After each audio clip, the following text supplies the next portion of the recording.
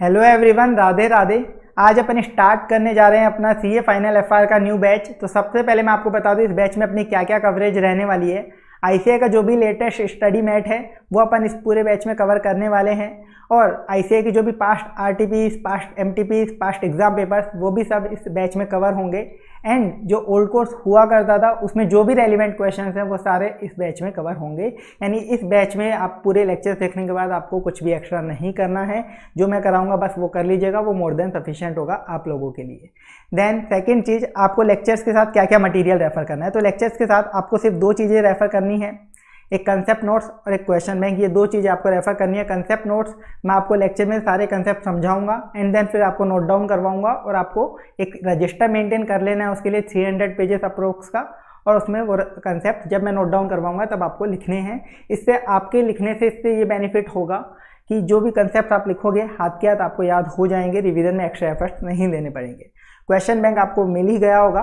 Question bank जो है इसमें सारे क्वेश्चंस होंगे आईसीआई के विद सॉल्यूशन। सारे क्वेश्चंस अपन ने इसमें इनकॉर्पोरेट कर रखे हैं, जो अभी मैंने कंटेंट बताया SM, RTP, MTP, past exam, सारे क्वेश्चन इस क्वेश्चन बैंक के अंदर हैं। और ये क्वेश्चंस अपन पूरे क्लास में डिटेल्ड सॉल्व करने वाले हैं। एक एक क्वेश्चन अपन क्लास में डिटेल सॉल्व करेंगे। इसके लिए आपको एक अलग से रजिस्टर मेंटेन करना है, ताकि जब मैं क्लास में क्वेश्चन सॉल्व करूं तो आप लोगों की भी उसमें प्रैक्टिस होती रहे, आप भी वो सॉल्यूशन नोट डाउन करते रहे, आपकी प्रैक्टिस हो जाए, क्योंकि प्रैक्टिस सबसे इंपॉर्टेंट है। तो एक एक क्वेश्चन अपन डिटेल में सॉल्व करेंगे। कोई सिमिलर क्वेश्चन होगा बिल्कुल वैल्यू चेंज करके ही, तो बस वो एक आपको होमवर्क में रहेगा, अदरवाइज सारे क्वेश्चन अपन डिटेल में सॉल्व करेंगे। इसके बाद क्वेश्चन बैंक को मैंने दो वॉल्यूम में डिवाइड किया। आपको दो वॉल्यूम क्वेश्चन बैंक की मिलेंगी। वॉल्यूम 1 जो है उसमें सारे प्रैक्टिकल क्वेश्चंस हैं, और वॉल्यूम 2 जो है उसमें इररेलेवेंट थियरी क्वेश्चन जितने हैं वो मैंने डाले हैं। सर ये क्या चीज़ है? आईसीआई ने एफआर में हर चैप्टर में आप बोलिए कि थियरी क्वेश्चंस इलस्ट्रेशन डाल रखे हैं। थियरी इलस्ट्रेशन क्या होते हैं? एग्जाम्पल पर्पज से हैं, समझाने के पर्पज से, जिनका एग्जाम में कोई रेलिवेंस नहीं है। एग्जाम में जो ये वॉल्यूम 2 है इसका मैक्सिमम 5 मार्क्स का वेटेज रहेगा, मैक्सिमम 5 मार्क्स का। इस पर्पज से मैंने इसको अलग से सेग्रीगेट करके आपको एक वॉल्यूम 2 दी है क्वेश्चन बैंक की। इसमें इररेलेवेंट थियरी क्वेश्चन है, इसको आपको रेफर करना ही नहीं है, आपके पास टाइम नहीं है तो। और अगर आपके पास 2-3 साल बाद आपका अटेम्प्ट है तो आप चाहें तो इसे रेफर कर सकते हैं, कि आपको लगता है या मेरी तो इच्छा हो रही है इसको भी कंप्लीट करने की, तो आप कर सकते हैं। लेकिन ये आपको सिर्फ मैक्सिमम 5 मार्क्स का वेटेज दिलाएगा। तो मैं यही सजेस्ट करूंगा कि आप इसके बजाय दूसरे सब्जेक्ट को टाइम दीजिए, क्योंकि हमें सभी सब्जेक्ट्स को पढ़ना है, इसमें टाइम इन्वेस्ट करने से अच्छा।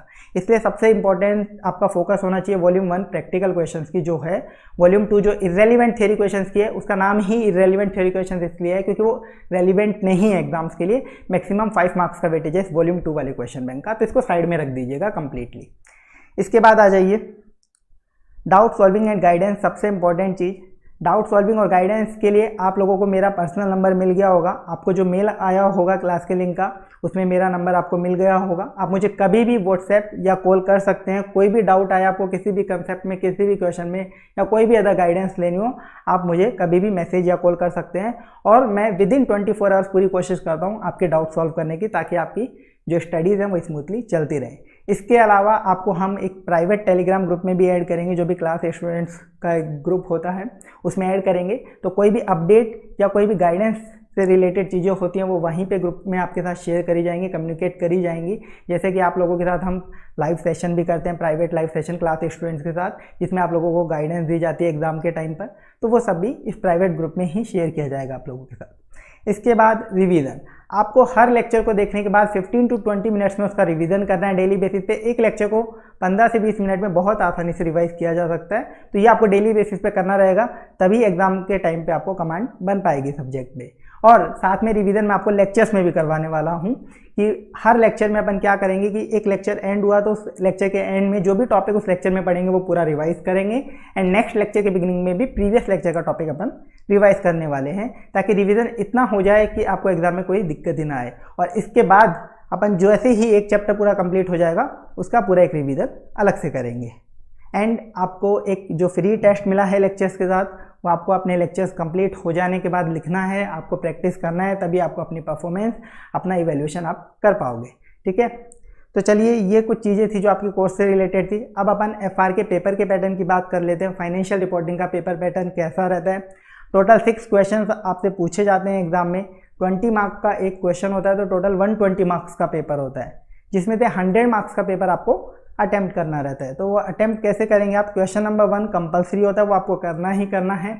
रिमेनिंग क्वेश्चन नंबर 2 से लेकर क्वेश्चन नंबर 6 इनके बीच में आपको एनी 4 क्वेश्चंस करने हैं, यानी आपको टोटल 5 क्वेश्चंस अटेम्प्ट करने हैं 20 मार्क ईच के, तो 100 मार्क का आपको पेपर इस तरीके से अटेम्प्ट करना होता है। पेपर का कोई स्पेसिफिक पैटर्न सर कि क्वेश्चन नंबर 1 जो है उसमें ABC ऐसा आएगा, या क्वेश्चन 1AB आएगा, कितने सब पार्ट होंगे, एक क्वेश्चन के कितने सब पार्ट होंगे, ऐसा एफआर में ICAI का अभी तक कोई फिक्स पैटर्न नहीं है।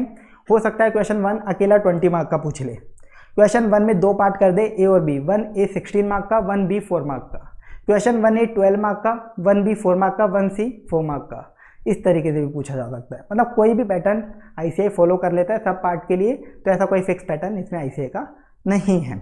बाकी आपको क्वेश्चन 1 कंपलसरी है, क्वेश्चन 2 से 6 में एनी 4 क्वेश्चन करने। इसके बाद सिलेबस में आपके क्या है, एफआर के सिलेबस में आपको टोटल 17 चैप्टर्स में ICAI ने सिलेबस को डिवाइड किया है, और अगर मैं बोलूं तो 99% आपके सिलेबस में सिर्फ एक ही चीज़ है जिसका नाम है Ind AS, Indian accounting standards Ind AS। बस यही है आपके कोर्स में मेजरली। 2 थियोरिटिकल चैप्टर्स भी है, CSR corporate social responsibility, IR integrated reporting, ये प्योर थियोरिटिकल चैप्टर्स हैं। इनका मतलब ये मान लो 2-3 घंटे का कंटेंट है, बाकी मेजरली सब कुछ आपको इंड AS ही पढ़ना है। यानी मैं अगर आपको बोलूँ आपके सिलेबस में क्या है, सिर्फ इंड AS, आपको एफआर में सिर्फ इंड AS पढ़ने हैं, इसके अलावा कुछ भी नहीं पढ़ना है। तो टोटल इंड AS कितने होते हैं, टोटल 39 इंड AS है अपने पास, जिसमें से आपके सिलेबस में सिर्फ 35 इंड AS हैं। 4 इंड AS ऐसे हैं जो आपके सिलेबस में नहीं है, क्योंकि वो इंडिया के पर्सपेक्टिव से इरेलीवेंट है, या तो उनकी इंडिया में एप्लीकेबिलिटी है ही नहीं, या बिल्कुल माइनर एप्लीकेबिलिटी है, तो इसलिए वो आपके सिलेबस में रखे नहीं गए हैं। बाकी सब आपका जो पूरा कोर्स है एफआर का, वो आपका इंड AS का ही है। तो ये आपका पूरा एफआर सब्जेक्ट का इंट्रोडक्शन हो चुका है। अब अपन अपने सिलेबस पे आगे बढ़ते हैं। तो देखो सिलेबस में ही अपन चैप्टर स्टार्ट करें उससे पहले मैं आपको सबसे पहले ये समझाना चाहूँगा कि सिलेबस है क्या, इंड AS है क्या। क्योंकि अभी आप या तो इंटरमीडिएट से आए होंगे, तो आप इंटरमीडिएट से आए होंगे तो आपको इंड AS पता ही नहीं होगा इंड AS क्या होता है, क्योंकि इंटरमीडिएट लेवल तक आपने इंड AS पढ़े ही नहीं है। तो सबसे पहले आपको समझना जरूरी है कि जो आप सिलेबस पढ़ने वाले हैं वो है क्या चीज़। तो पहले अपन उसका डिस्कशन करेंगे आज के लेक्चर में, और नेक्स्ट लेक्चर से अपन अपने चैप्टर से स्टार्ट करेंगे।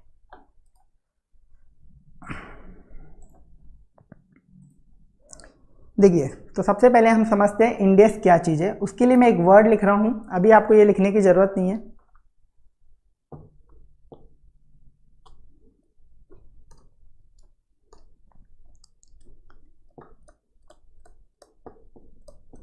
जनरली एक्सेप्टेड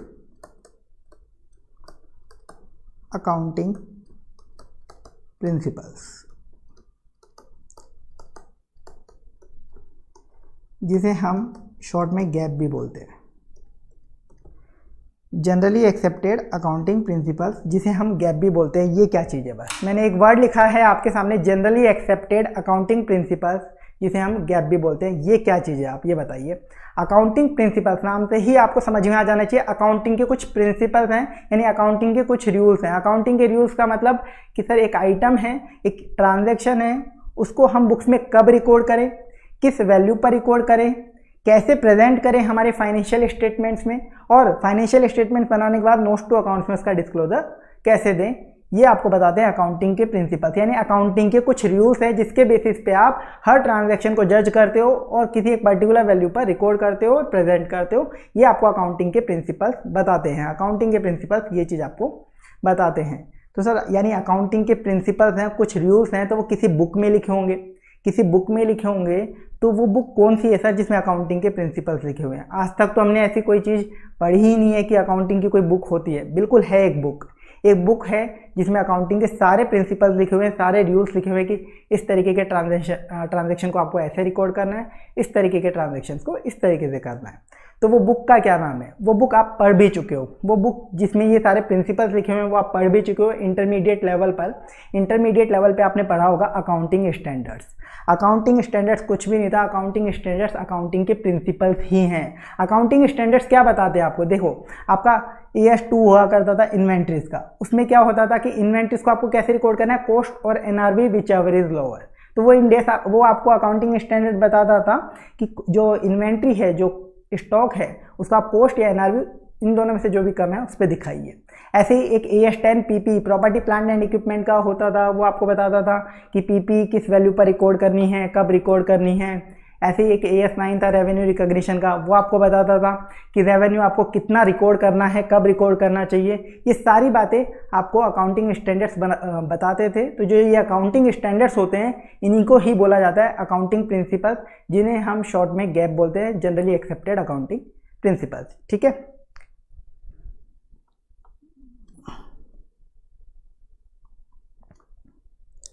तो देखो इंडिया में जो अकाउंटिंग के प्रिंसिपल्स है वो कहाँ लिखे हुए हैं, AS के अंदर। अकाउंटिंग स्टैंडर्ड्स की एक बुकलेट मान लीजिए, एक बुक है अकाउंटिंग स्टैंडर्ड्स की जिसमें अकाउंटिंग के प्रिंसिपल्स है।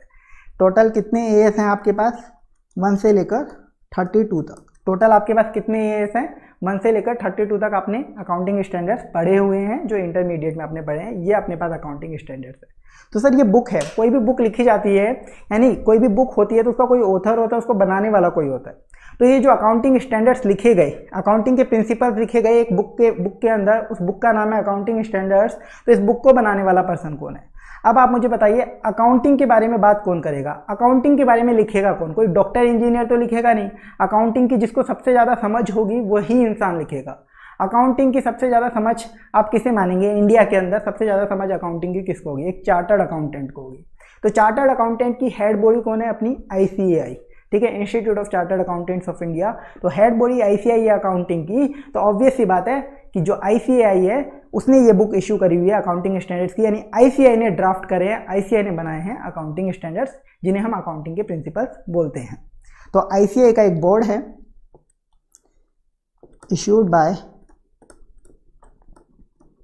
Accounting standard board of ICAI। ICAI का एक बोर्ड है अकाउंटिंग स्टैंडर्ड बोर्ड, जो अकाउंटिंग स्टैंडर्ड को ही टाइम टू टाइम रिव्यू करता रहता है, और कुछ भी चेंज करना होता है चेंज करता है और इशू करता है। जैसे आपका ICAI, आप ICAI में स्टूडेंट हो अभी, तो आप लोगों की जो भी रिक्वायरमेंट होती है, बुक्स चाहिए या एग्ज़ाम देना है, सारा कम्युनिकेशन किससे होता है, बोर्ड ऑफ स्टडीज़। ICAI में एक बोर्ड ऑफ स्टडीज़ है, वहाँ आपका सारा कम्युनिकेशन होता है। ऐसे मेंबर्स के लिए अलग बोर्ड है। इसी तरीके से ICAI ने एक अपना अलग बोर्ड बना रखा है, ASB अकाउंटिंग स्टैंडर्ड बोर्ड, जो अकाउंटिंग स्टैंडर्ड्स बनाता है और इशू करता है। ठीक है, तो अकाउंटिंग प्रिंसिपल्स क्या होते हैं, जो अकाउंटिंग के रूल्स हैं, जो बताते हैं कि किसी पर्टिकुलर ट्रांजैक्शन को कैसे रिकॉर्ड करना है, कब रिकॉर्ड करना है, कैसे प्रेजेंट करना है। ये सारी चीज़ें जो बताते हैं वो होते हैं अकाउंटिंग के प्रिंसिपल्स, जो कि किस में बताए गए हैं, अकाउंटिंग स्टैंडर्ड के नाम से। अकाउंटिंग स्टैंडर्ड नाम से एक बुक है जिसमें ये बताए गए हैं, और ये बनाई किसने अकाउंटिंग स्टैंडर्ड की बुक, ICAI ने। ये चीज ठीक है, आपको समझ में आता है इतना। इसके बाद देखिए अब इंटरनेशनली, अब एक बार मैं नोट करता हूँ फिर आपको और एक्सप्लेन करता हूँ। इंटरनेशनल लेवल पे क्या हो रहा है, IFRS, IAS 1-41, IFRS 1-16,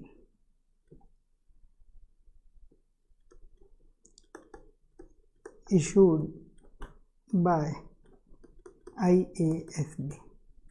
देखो इंटरनेशनल लेवल पे क्या हो रहा है, इंटरनेशनल लेवल पे एक ऑर्गेनाइजेशन है इंटरनेशनल अकाउंटिंग स्टैंडर्ड्स बोर्ड। ये कंप्लीटली इंडिपेंडेंट ऑर्गेनाइजेशन है। इसने क्या बनाए हुए हैं, IFRS बना रखे हैं, इंटरनेशनल फाइनेंशियल रिपोर्टिंग स्टैंडर्ड्स। ये ऑर्गेनाइजेशन कहाँ बेस्ड है, यूनाइटेड किंगडम UK की ऑर्गेनाइजेशन है। इस ऑर्गेनाइजेशन का पता है क्या मोटिव है, ये ऑर्गेनाइजेशन चाहती है कि वर्ल्ड में जितनी भी कंट्रीज हैं सब कॉमन, एक particular common accounting principles follow करें। देखो जो AS है अकाउंटिंग स्टैंडर्ड, जो आपने इंटरमीडिएट लेवल पे पढ़े हैं, ये कौन बनाता है, ICAI। ये किसके लिए बना रहा है, इंडिया में जो भी लोग हैं, इंडिया में जो भी लोग अकाउंटिंग कर रहे हैं वो अकाउंटिंग स्टैंडर्ड्स में जो प्रिंसिपल्स बता रखे हैं उसके बेसिस पे अकाउंटिंग करें, ये ICAI चाहता है। लेकिन हर कंट्री के अपने अपने रेस्पेक्टिव अकाउंटिंग स्टैंडर्ड्स हैं। आप ये मान के चल लिए कि हर कंट्री के अपने अपने रेस्पेक्टिव अकाउंटिंग स्टैंडर्ड्स हैं। तो इंटरनेशनल लेवल पे एक ऑर्गेनाइजेशन बनी जिसका हेड ऑफिस यूनाइटेड किंगडम में है, और इन्होंने अपने अकाउंटिंग प्रिंसिपल्स रखे। ठीक है, इंटरनेशनल जो ऑर्गेनाइजेशन है इसने अपने अकाउंटिंग प्रिंसिपल्स रखे, इसका नाम दिया इंटरनेशनल फाइनेंशियल रिपोर्टिंग स्टैंडर्ड्स, और इनका मोटिव है कि सभी कंट्रीज ये फॉलो करें। तो आज के टाइम पे ये मान लीजिए कि मेजरली सभी कंट्रीज IFRS ही फॉलो कर रही है। यूनाइटेड किंगडम में हेड ऑफिस है तो यूनाइटेड किंगडम वाले तो फॉलो कर ही रहे हैं। इसके अलावा ऑस्ट्रेलिया, सिंगापुर, आपका कोरिया और भी बहुत सारी कंट्रीज हैं जो IFRS ही फॉलो कर रही है। ठीक है, कुछ अभी भी ऐसी कंपनीज हैं जो अपने खुद के अकाउंटिंग स्टैंडर्ड्स बनाते हैं और वो फॉलो करते हैं, बट मेजरली अब कंट्रीज IFRS फॉलो कर रही हैं। जैसे इंडिया में हम AS फॉलो करते हैं। ठीक है, तो IFRS बहुत सारी कंट्रीज फॉलो कर रही हैं। तो अब क्या हुआ देखो, इससे क्या हुआ, इंटरनेशनल लेवल पे ये मान लीजिए कि सभी कंट्री तो IFRS फॉलो कर रही है और हम इंडिया में बैठे बैठे क्या करें, AS फॉलो कर रहे हैं, अकाउंटिंग स्टैंडर्ड्स के अकॉर्डिंग अपनी बैलेंस शीट P&L बना रहे हैं। बाकी सब लोग अपने अकाउंट्स IFRS के अकॉर्डिंग बना रहे हैं। जो अकाउंटिंग स्टैंडर्ड्स है इनका मेजर फोकस होता है हिस्ट्रिकल कॉस्ट पे, और जो IFRS है ये फेयर वैल्यू को ज़्यादा प्रेफरेंस देते हैं। हम पढ़ेंगे जब डिटेल में देखेंगे ये सारी चीज़ें। तो ये सब चीज़ हो रही है। तो इससे क्या हुआ, इंडिया की एक कंपनी है जिसने अपने AS के अकॉर्डिंग फाइनेंशियल स्टेटमेंट्स बना दिए, फाइनेंशियल स्टेटमेंट्स AS के अकॉर्डिंग बना दिए, और मोदी जी चाहते हैं कि इंडिया के अंदर फॉरेन इन्वेस्टमेंट आए, इंडिया के अंदर फॉरेन इन्वेस्टमेंट आए। इंडिया के अंदर फॉरेन से पैसा आएगा तो उससे क्या होगा, देश में पैसा आएगा, इंफ्रास्ट्रक्चर बनेगा, डेवलपमेंट होगा देश का। बिना पैसे के तो डेवलपमेंट हो नहीं सकता है, इंफ्रास्ट्रक्चर का डेवलपमेंट बिना पैसे के नहीं हो सकता है, कोई भी डेवलपमेंट बिना पैसे के नहीं हो सकता।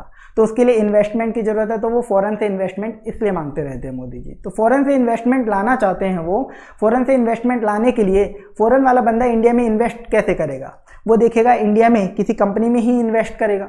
तो इंडिया की कंपनी की उसने बैलेंस शीट उठाई, उसने AS के अकॉर्डिंग बैलेंस शीट बना रखी है कि इंडिया की कंपनी है, सपोज अपन रिलायंस का एग्जांपल ले लेते हैं, उसने AS के अकॉर्डिंग बैलेंस शीट बना रखी है। उसने देखी इस कंपनी की बैलेंस शीट और इसमें देखा यार इनका तो जो नेटवर्थ है वो 10 करोड़ आ रही है। बोलेगा क्या कंपनी है, कुछ समझ नहीं आ रहा, 10 करोड़ की नेटवर्थ क्या इन्वेस्ट करूँ, जिसको ये बोलते हैं इंडिया वाले बहुत बड़ी कंपनी है, बहुत बड़ी कंपनी है, तो वो बेचारा इन्वेस्ट नहीं कर रहा। बाद में पता चला कि ये कंपनी की अगर फाइनेंशियल स्टेटमेंट्स IFRS के अकॉर्डिंग बनाए जाते तो इसकी नेटवर्थ 1000 करोड़ थी। ठीक है, फॉर एग्जांपल मैंने बोला है एक बार के लिए आपको समझाने के लिए। तो सामने वाला बंदा जो फॉरेन में इन्वेस्टर है वो कहाँ रहता है, ऐसी कंट्री में रहते हैं जहाँ पे IFRS फॉलो होते हैं, क्योंकि इंटरनेशनल लेवल पे मैंने बोला ना मेजरली कंट्रीज IFRS फॉलो कर रही हैं। तो वो IFRS का बंदा है, वो IFRS समझता है कि IFRS के अंदर ये ट्रीटमेंट होता है, वो वाली बैलेंस शीट P&L वो समझता है। तो इंडिया में जो अकाउंटिंग स्टैंडर्ड के अकॉर्डिंग बैलेंस शीट P&L बने हैं वो उसको समझ में ही नहीं आएंगे, क्या अकाउंटिंग हो रही है, कैसे निकाला है प्रॉफिट, कैसे निकाली है ये बैलेंस शीट में नेटवर्थ, कुछ समझ में उसको नहीं आएगी। तो क्या होगा, वो बोलेगा रहने दो, यहाँ इन्वेस्ट ही नहीं करना, इंडिया में इन्वेस्ट ही नहीं करना, इंडिया में इन्वेस्टमेंट आ ही नहीं पाएगा। इसके लिए बोला गया कि इंडिया वालों कि आप भी IFRS फॉलो करो। इसलिए मोदी जी ने बोला कि इंडिया की जो भी कंपनीज हैं आप लोग भी IFRS फॉलो करिए, आप भी IFRS फॉलो कर लीजिए। तो इसके लिए देखो क्या किया गया, टू मेक, लिखो एक बार, to make our financial statements as per international level we have the option to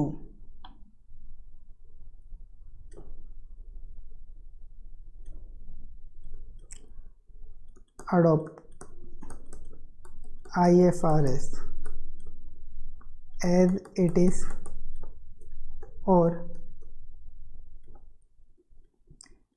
convert IFRS।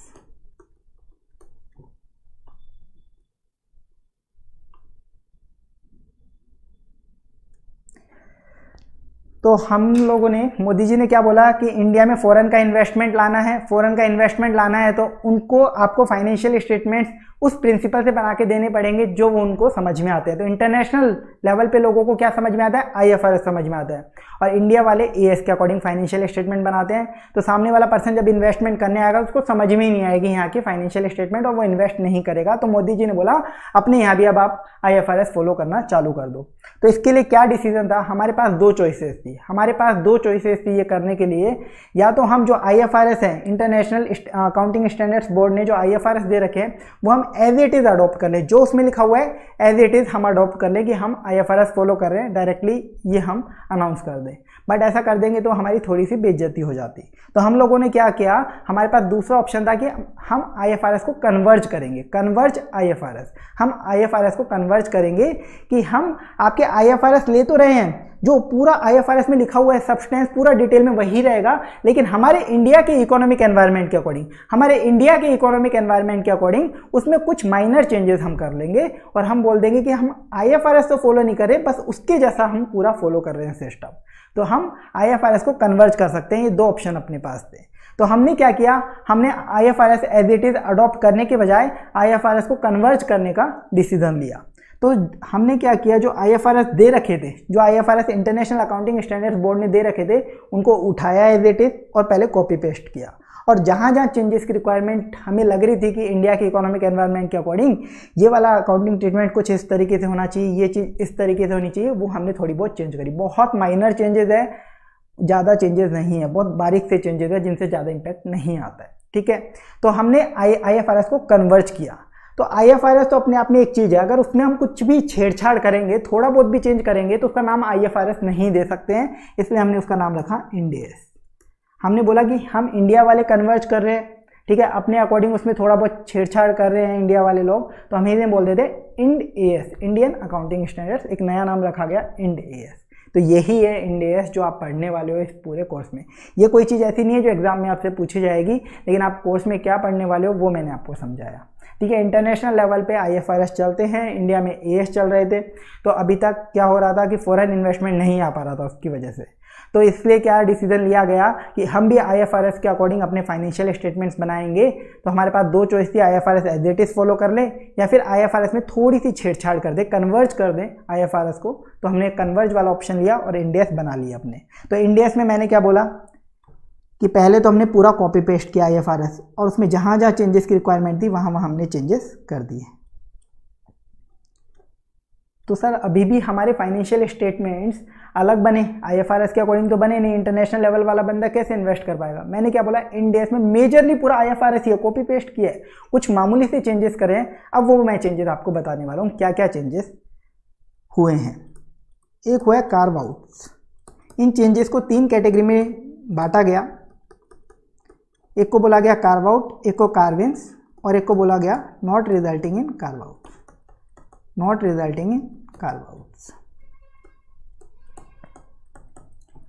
IFRS से इंड AS बनाए अपन ने, तो इंड AS में कुछ चेंज किया गया IFRS के कंपैरिजन में, तो वो चेंज 3 कैटेगरी में बांटे गए हैं। वो चेंज को अपन 3 कैटेगरी में बांटते हैं। एक चेंज को बोलते हैं कार्व आउट, एक चेंज को बोलते हैं कार्व इन, और एक को बोलते हैं not resulting in carve out. तो एक बार इसमें लिख लो, फिर एक्सप्लेन कर देता हूँ। Change in accounting treatment as given in IFRS। Corvin में लिखो additional guidance which is not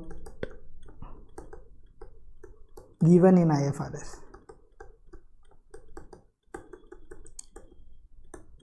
not resulting in carve outs में लिखो फर्स्ट बुलेट removal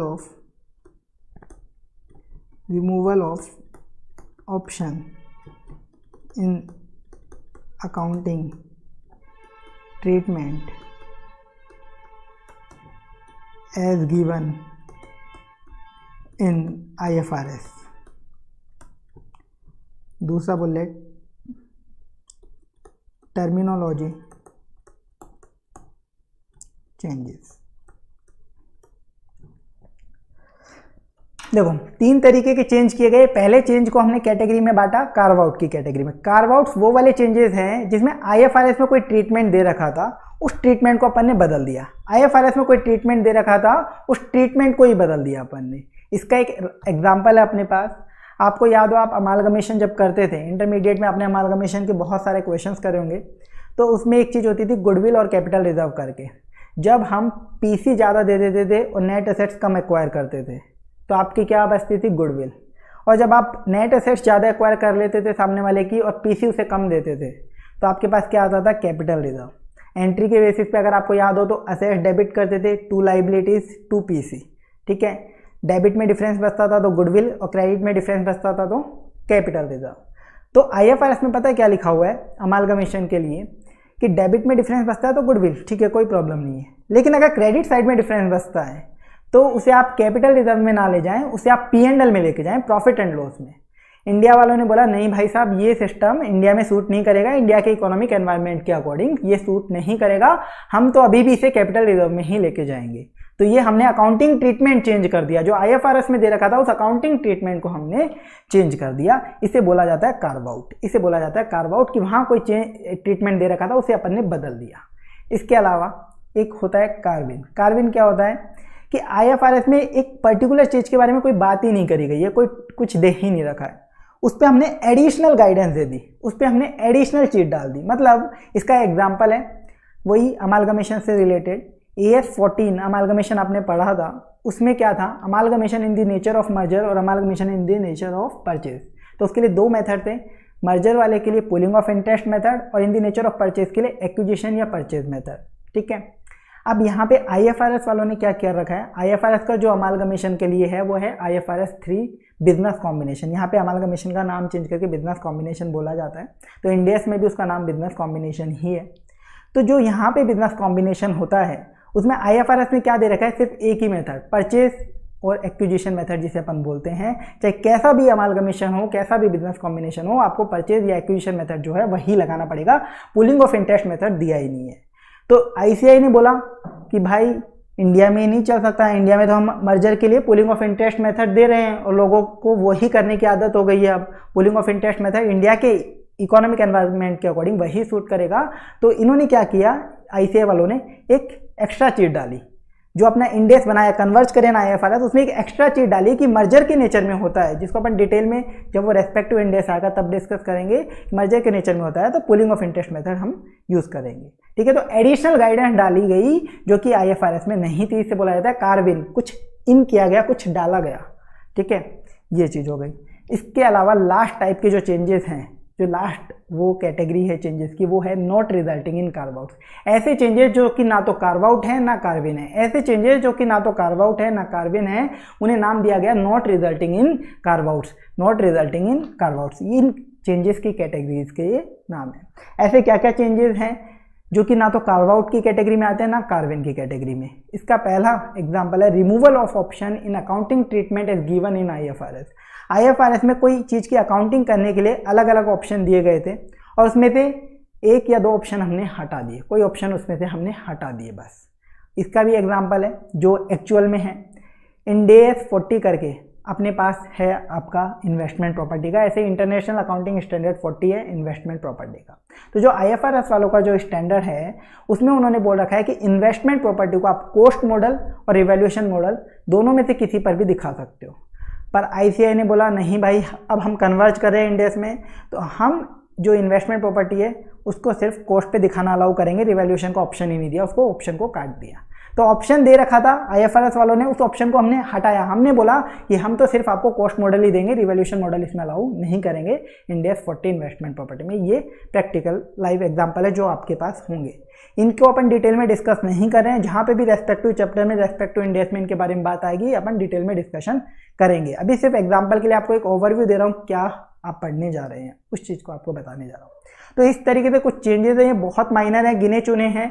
ये मान लीजिए जो मैंने आपको एग्जाम्पल दिए हैं ना, बस लगभग इतने से ही है, और कुछ 2-4 और होंगे। ठीक है, ज़्यादा नहीं है, इसलिए आप ऐसा मत बोल देना कि से ये तो कम्प्लीटली डिफरेंट कर दिया। बहुत गिने चुने हैं ये चेंजेस, तो इनको कार्व आउट, कार्विन और not resulting in carve out बोला जाता है। तो यानी आप एक तरीके से अगर इंडेस पढ़ लेते हैं तो आप ये मान लीजिए आपने IFRS पढ़ लिया कम्प्लीटली। ठीक है, तो आपके कोर्स में क्या है, इंडेस।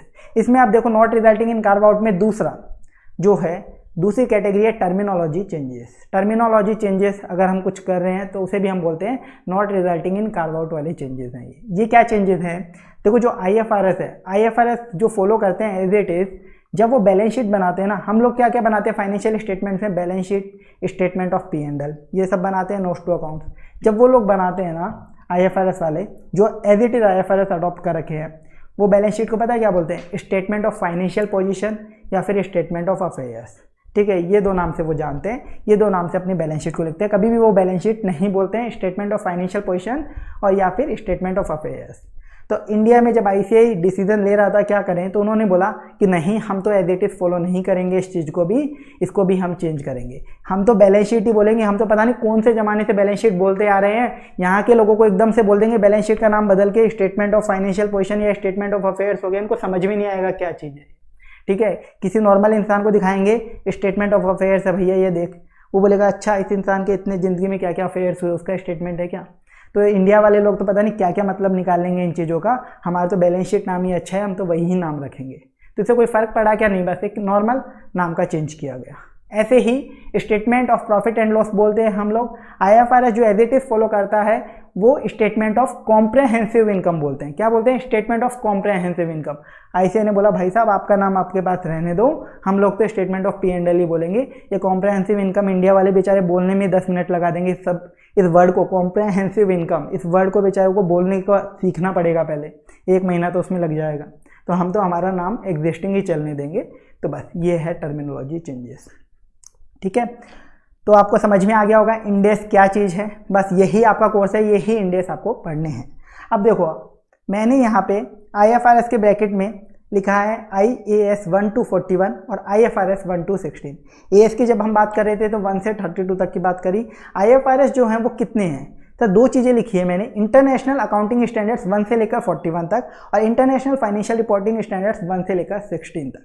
ये जो इंटरनेशनल ऑर्गेनाइजेशन है ना IASB, ये क्या कर रही है, इन्होंने पहले बनाए इंटरनेशनल अकाउंटिंग स्टैंडर्ड्स जिनका नाम दिया IAS 1 2 3 ऐसे करके 41 तक ये चलते चले गए। इसके बाद बीच में इन्होंने जैसे ये बना लिए सारे इंटरनेशनल अकाउंटिंग स्टैंडर्ड्स, तो इनकी टाइम के साथ क्या, कोई स्टैंडर्ड्स पुराने हो गए टाइम के साथ, तो उन्होंने डिलीट करे और उसकी जगह नया इंटरनेशनल स्टैंडर्ड बनाया। पुराना वाला इंटरनेशनल अकाउंटिंग स्टैंडर्ड डिलीट करके नया इंटरनेशनल स्टैंडर्ड बनाया, और जिनको डिलीट करके नया बनाते गए ना, उनका नाम भी फिर ये नया रखते गए IFRS, international financial reporting standard. तो अभी तक IFRS 1 से लेकर 16 तक हैं, यानी पहले IAS हुआ करते थे उनकी जगह इंटरनेशनल अकाउंटिंग स्टैंडर्ड, वो डिलीट होते गए और उनकी जगह आपके पास IFRS आ गए 16 तक। जैसे कि एक एग्जाम्पल दूं, अभी थोड़े टाइम पहले तक IAS इंटरनेशनल अकाउंटिंग स्टैंडर्ड 17 लीजेस का हुआ करता था, उसके बाद वो इररेलेवेंट हो गया टाइम के साथ, तो उन्होंने उसको डिलीट करा और उसकी जगह IFRS लेके आए, IFRS 16 लीजेस के लिए, ठीक है। तो यानी इन दोनों को क्यूमुलेटिवली, इन दोनों को एक साथ IAS और IFRS को अपन IFRS ही मानेंगे, ठीक है। दोनों एक ही चीज़ है, IFRS ही है। जिनके लिए IAS अवेलेबल नहीं है उनके लिए उन्होंने IFRS बना दिए, और या कोई पुराने हो गए थे तो उनको डिलीट करके IFRS बना दिए।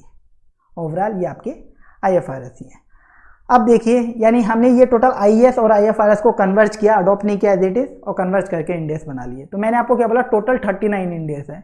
तो सर यहाँ पे देखें IAS है 1 से 41 तक और IFRS 1 से लेकर 16 तक, तो ये तो बहुत ज़्यादा हो गए, ये तो बहुत ज़्यादा हो गए, ये तो 39 से बहुत ज़्यादा हो गए, और आप बोल रहे हो इंडेस 39 ही है। तो क्या हमने कुछ IFRS छोड़ दिए, ऐसा नहीं है। देखो मैंने भी क्या बोला, IAS 1 से 41 तक थे जिनमें से कुछ डिलीट करे और उनकी जगह आपके क्या आए, IFRS, उनकी जगह क्या आए, IFRS, ठीक है, उनकी जगह नए IFRS आए।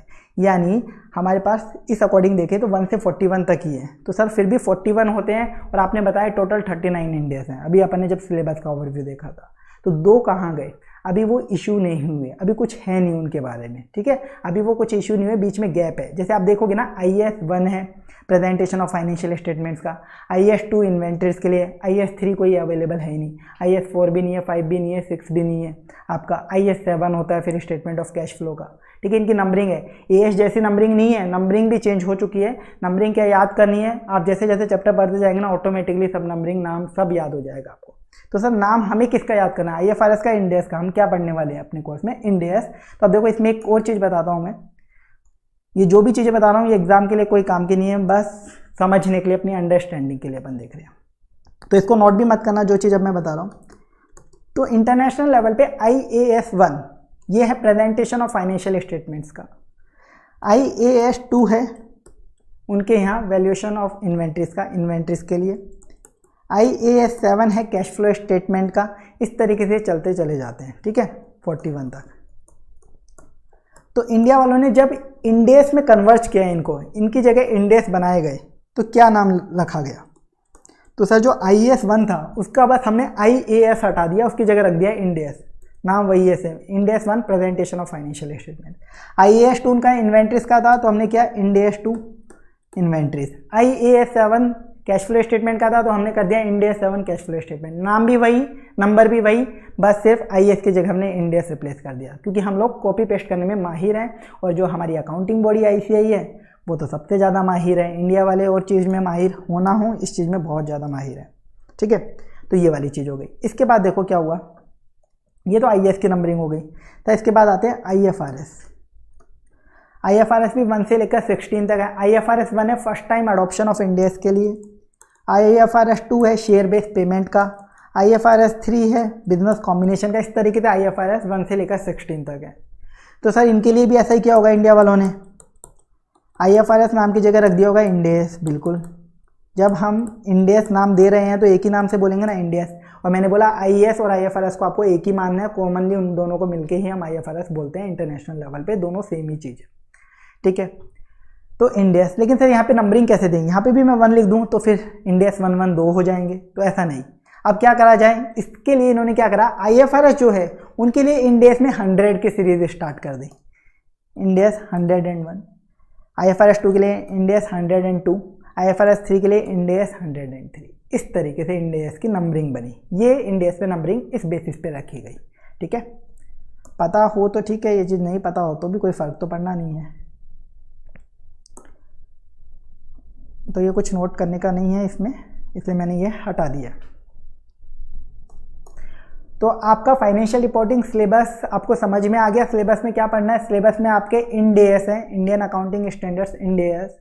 फाइनेंशियल रिपोर्टिंग यहाँ पे इस सब्जेक्ट का नाम है, जो इंटरमीडिएट में आपने अकाउंटिंग के नाम से इस सब्जेक्ट को पढ़ा है इंटरमीडिएट लेवल तक, अब इसका नाम हो चुका है फाइनेंशियल रिपोर्टिंग।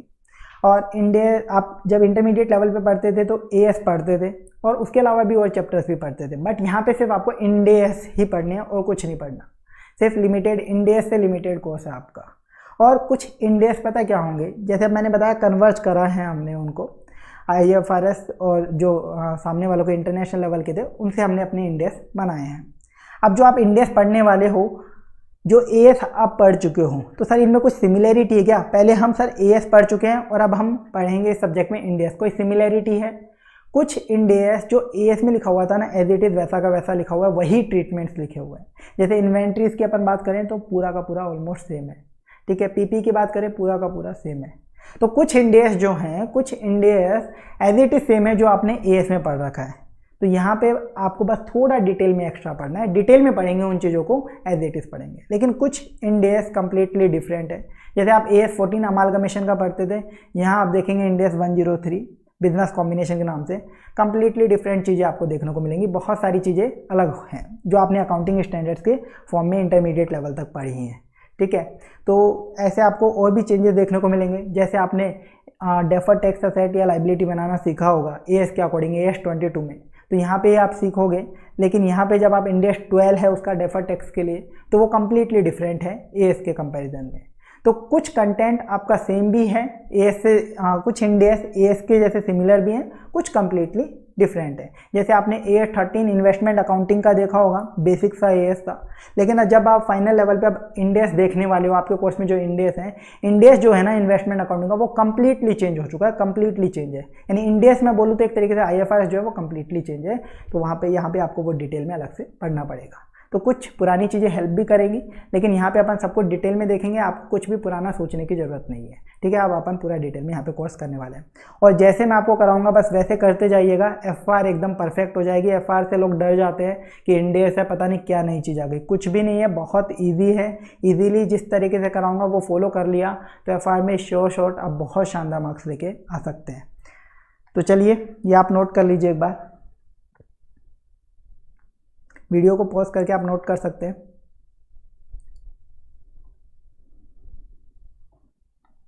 चलो ये तो हो गया इंड एस की बात, क्या है आपके कोर्स में इंड एस, और वो इंड एस क्या चीज़ है वो मैंने आपको बता दिया।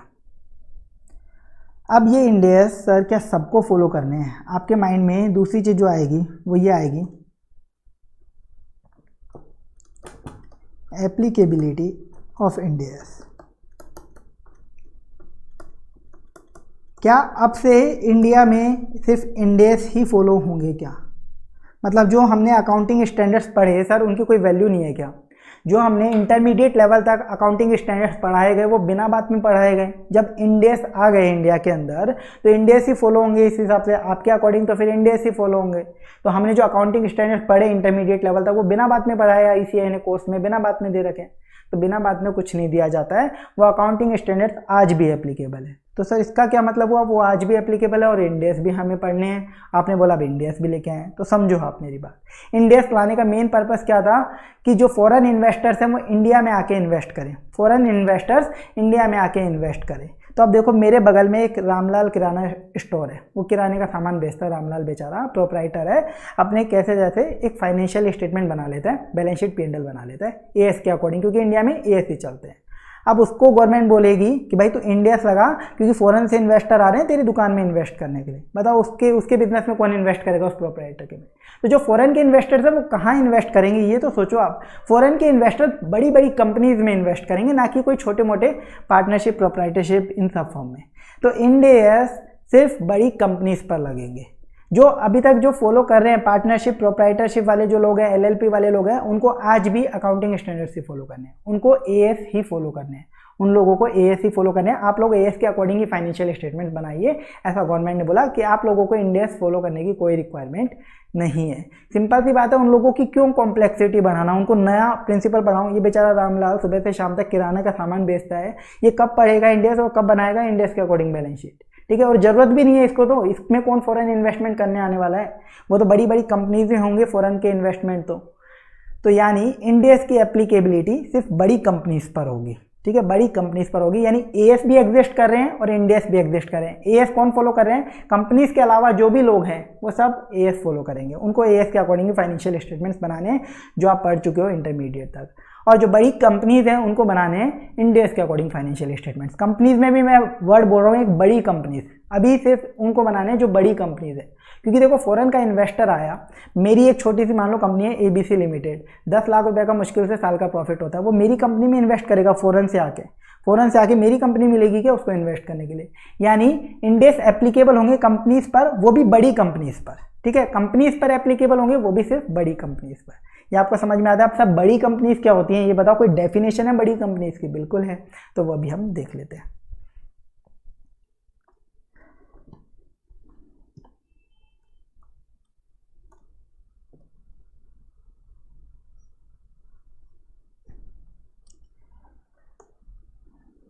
देखो एप्लीकेबिलिटी ऑफ इंड एस को अपन 4 पार्ट में डिवाइड करेंगे, कंपनीज, इसके बाद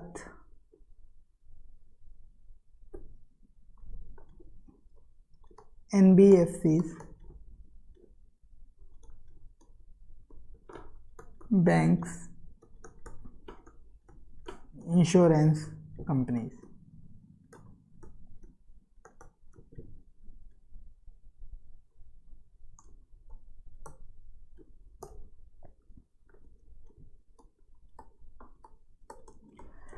तो सबसे पहले बड़ी कंपनीज में कंपनीज की बात करें अपन, तो बड़ी कंपनीज कौन कौन सी होंगी। तो इंड एस की एप्लीकेबिलिटी जब गवर्नमेंट ने लगाई ना, मोदी जी ने बोला इंड एस लगाओ, ठीक है। मोदी जी का मतलब है मिनिस्ट्री ऑफ कॉर्पोरेट अफेयर्स, जो कि ये सारी चीज़ें देखती है। मिनिस्ट्री ऑफ कॉर्पोरेट अफेयर्स, जिसे आप MCA के नाम से जानते हैं, मिनिस्ट्री ऑफ कॉर्पोरेट अफेयर्स, वो नोटिफिकेशन लेके आते हैं कि इन लोगों को लगाना है।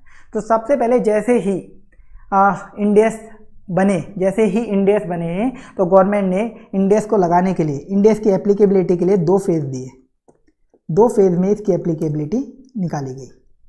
फेज वन में क्या बोला गया, 1 अप्रैल 15 से कोई भी कंपनी हो वो वॉलंटरीली अपनी इच्छा से, फर्स्ट फेज में क्या बोला गया कि 1 अप्रैल 15 से 1 अप्रैल 2015 से जो भी कंपनी अपनी स्वयं की इच्छा से, खुद की इच्छा से इंड एस लगाना चाहती है तो इंड एस के अकॉर्डिंग फाइनेंशियल स्टेटमेंट्स बनाना चालू कर दे, हमें कोई ऐतराज नहीं है। जो भी कंपनी चाहती है, ये कंपनी की मर्जी पे छोड़ा गया 1 अप्रैल 2015 से। फर्स्ट फेज में फिर एक और बोला गया कि 1/4/16 से 1 अप्रैल 2016 से mandatorily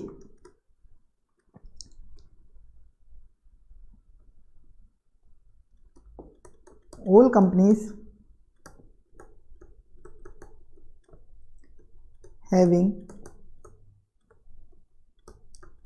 net worth greater than equals to ₹500 crore और PSA and JV of above. Government ने फर्स्ट फेज में क्या बोला, ऐसी कंपनीज जो इंडेस लगाना चाहती हैं खुद की इच्छा से 1 अप्रैल 15 से इंडेस के अकॉर्डिंग अपने फाइनेंशियल स्टेटमेंट बनाना चालू कर सकती हैं। और 1 अप्रैल 16 से इन कुछ कंपनीज को तो मैंडेटरी बेसिस पे इंडेस के अकॉर्डिंग ही अपने फाइनेंशियल स्टेटमेंट बनाने पड़ेंगे, यानी अपने अकाउंट्स इंडेस के प्रिंसिपल्स के अकॉर्डिंग ही करने पड़ेंगे। AS अप्लाई कर ही नहीं सकते, इनके पास कोई चॉइस नहीं है। 1 अप्रैल 16 से मैंडेटरी बेसिस पे बोल दिया गया। कौन सी कंपनी सर? सारी कंपनीज जिनकी नेटवर्थ, सभी कंपनीज जिनकी नेटवर्थ 500 करोड़ या उससे ज़्यादा है, सभी कंपनीज जिनकी नेटवर्थ 500 करोड़ या उससे ज़्यादा है, उनको इंडेस के अकॉर्डिंग बनाना कंपलसरी है। उनके पास कोई अदर चॉइस है ही नहीं। अब एक कंपनी है जिसकी नेटवर्थ है 500 करोड़, उस पर इंडेस लग गया, तो इस कंपनी की अगर कोई पेरेंट कंपनी है, पेरेंट का मतलब होल्डिंग कंपनी, वो आप समझते होंगे। होल्डिंग कंपनी जनरली जो आप समझते हैं उतना ही मैं अभी बता रहा हूँ, जिसमें मोर देन 50% जिसके पास कंट्रोल होता है या वोटिंग पावर होती है, वो होती है आपकी होल्डिंग कंपनी।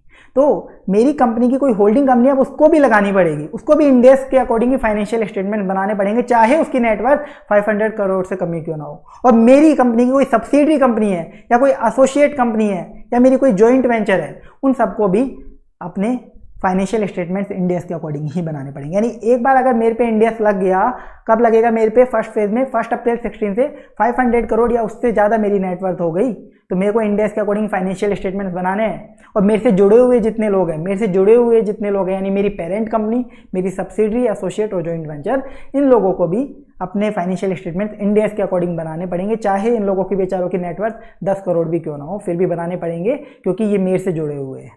ठीक है, ये बोला गया फेज फर्स्ट में। इसके बाद गवर्नमेंट ने बोला फेज 2, नोटिफिकेशन जो आया था उसमें फेज 2 दिया गया। फेज 2 में बोला गया 1 अप्रैल 2017 से मैंडेटरी बेसिस पे इंडेस अप्लाई करने पड़ेंगे ऑल लिस्टेड कंपनीज को,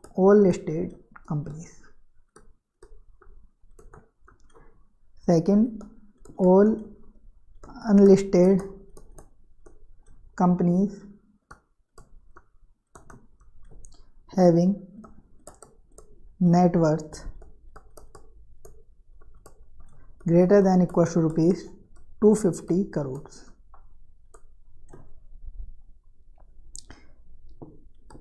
PSA and JV of above। PSA and JV of above का क्या मतलब है? P का मतलब parent holding company, S subsidiary, A associate और JV जॉइंट वेंचर। ठीक है, तो गवर्नमेंट ने सेकंड फेज दिया कि 1 अप्रैल 17 से इन कंपनीज को तो मैंडेटरी बेसिस पे इंडेक्स फॉलो करना ही करना पड़ेगा। कौन? इंडिया के जो भी स्टॉक एक्सचेंज पे लिस्टेड है, चाहे इंडिया का स्टॉक एक्सचेंज हो चाहे इंडिया के बाहर का, कहीं का भी स्टॉक एक्सचेंज पे अगर कंपनी लिस्टेड है, यानी सभी लिस्टेड कंपनीज उनको भी अपने फाइनेंशियल स्टेटमेंट इंडेक्स से बनाने पड़ेंगे, चाहे उस कंपनी की नेटवर्थ 2 करोड़ रुपए क्यों ना हो, लेकिन अगर वो लिस्टेड है किसी भी स्टॉक एक्सचेंज पे तो उसको फाइनेंशियल स्टेटमेंट बनाने पड़ेंगे एज पर इंडेक्स। इसके अलावा ऑल अनलिस्टेड कंपनीज, बाकी जो अनलिस्टेड कंपनी बच गई, तो उनकी अगर नेटवर्थ 250 करोड़ 250 करोड़ या उससे ज़्यादा है, 250 करोड़ या उससे ज़्यादा नेटवर्थ है, तो उनको भी 1 अप्रैल 2017 से अब अपने फाइनेंशियल स्टेटमेंट मैंडेटरी बेसिस पे इंडेक्स के अकॉर्डिंग ही बनाने पड़ेंगे। और इन कंपनीज के अगर कोई पेरेंट, सब्सिडी, एसोसिएट या जॉइंट वेंचर है तो उसको भी अपने फाइनेंशियल स्टेटमेंट्स इंडेक्स के अकॉर्डिंग बनाने पड़ेंगे। यानी कंपनीज, देखो इंडेक्स किस पे लगता है? सिर्फ कंपनीज पे लगता है इंडेक्स, उसमें भी बड़ी कंपनीज। तो वो क्या होंगी? 2 फेज में इसकी एप्लीकेबिलिटी लगाई गवर्नमेंट ने। फेज 1 में 1 अप्रैल 15 से वॉलंटरी आप इंडेक्स लगा सकती है कोई भी कंपनी। 1 अप्रैल 2016 से जिस कंपनी की नेटवर्थ 500 करोड़ या उससे ज़्यादा है उसको इंडेक्स लगाने पड़ेंगे, और उनकी पेरेंट, सब्सिडी और एसोसिएट को भी। और फेज 2 में बोला 1 अप्रैल 17 से इन कंपनीज को मैंडेटरी लगाना पड़ेगा, लिस्टेड कंपनी जो भी हैं। बाकी कंपनी जो लिस्टेड नहीं है लेकिन उनकी नेटवर्थ 250 करोड़ या उससे ज़्यादा है तो उनको, और इनकी पेरेंट, सब्सिडी, एसोसिएट और जॉइंट वेंचर को। तो ये आपकी थी पूरी कंपनीज पे एप्लीकेबिलिटी। इसमें एक नोट लिखिए, इसके अलावा गवर्नमेंट ने कुछ इस पर रिलैक्सेशन भी दिया। Companies listed on SME exchange is not required to apply Ind AS। Second note लिखिए, once Ind AS has been applied, it should continue forever।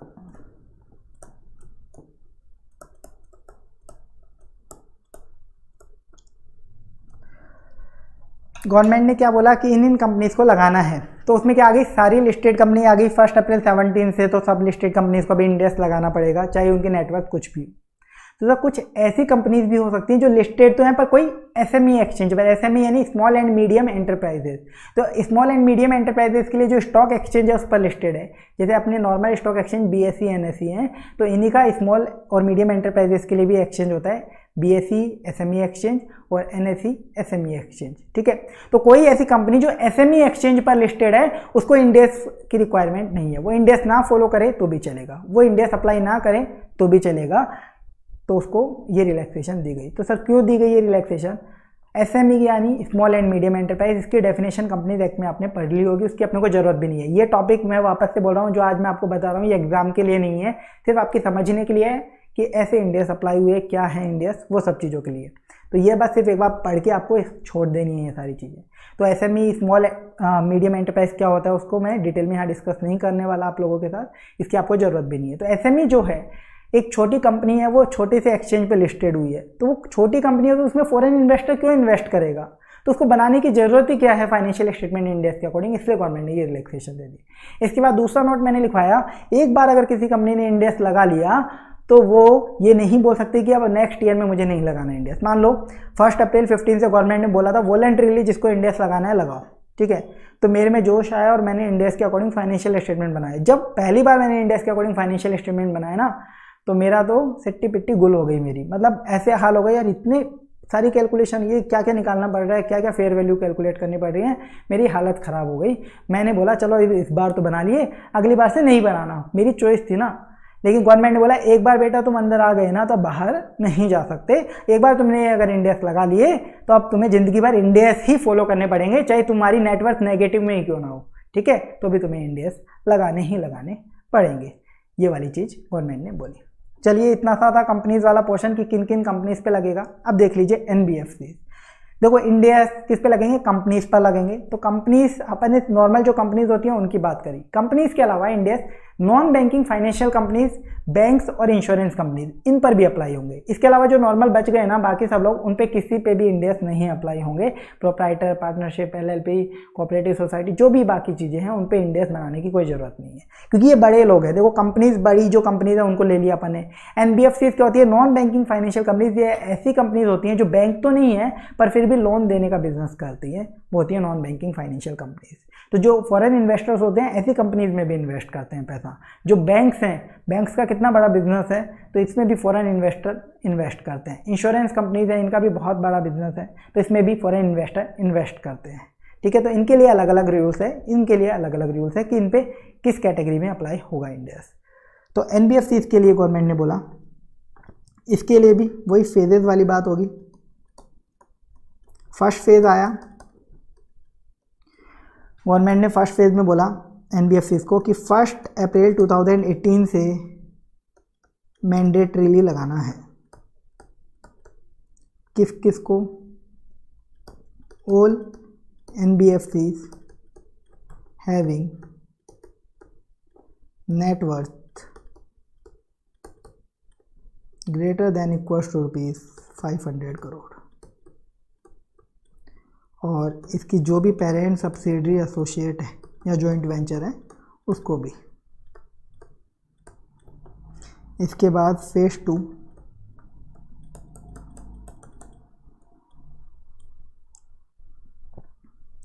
में गवर्नमेंट ने बोला 1 अप्रैल 2019 से मैंडेटरी बेसिस पे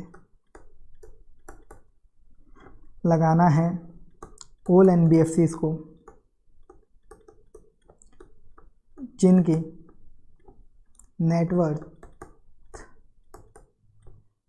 greater than equal to ₹250 crore है और इनकी parent subsidiary associate and joint venture को भी। और इसमें एक नोट लिख लीजिए एनबीएफसी वाले में, NBFC can not apply Ind AS on voluntary basis.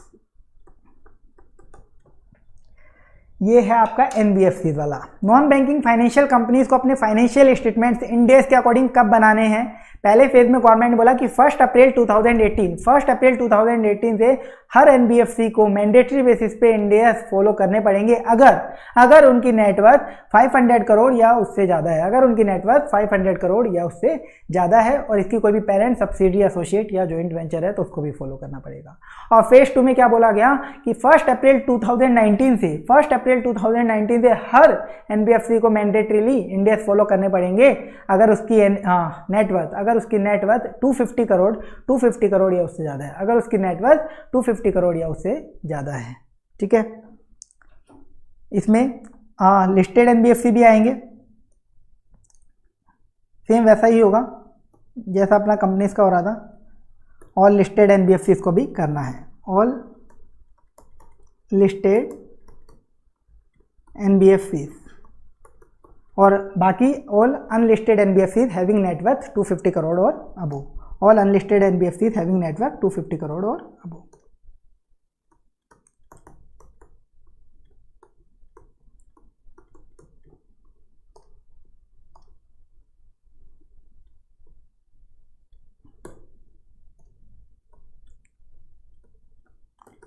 ठीक है, तो फेज 2 में एनबीएफसी में क्या बोला गया, मैंडेटरी बेसिस पे सारी जो भी लिस्टेड एनबीएफसी हैं चाहे उसकी नेटवर्थ कितनी भी हो उनको तो करना ही करना है।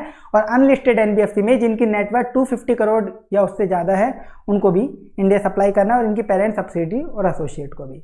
एनबीएफसी में गवर्नमेंट ने बोला कि कोई भी एनबीएफसी अपने वॉलंटरी बेसिस पे अपनी इच्छा से, स्वयं की इच्छा से इंड एस अप्लाई नहीं कर सकती, खुद की इच्छा से इंड एस अप्लाई नहीं कर सकती। कोई एनबीएफसी है मान लीजिए कहीं पे लिस्टेड भी नहीं है और उसकी नेटवर्थ है 200 करोड़, तो इस पे इंड एस अप्लाई हुआ क्या? नहीं हुआ इस पे इंड एस अप्लाई अभी तक। तो इस पे इंड एस अप्लाई नहीं हुआ अभी तक, तो यानी क्या ये अपनी खुद की इच्छा से बना सकती है?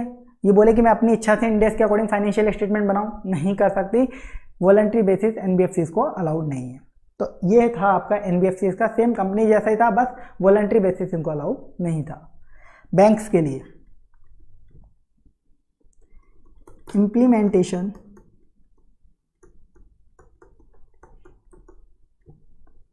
Of Ind AS is deferred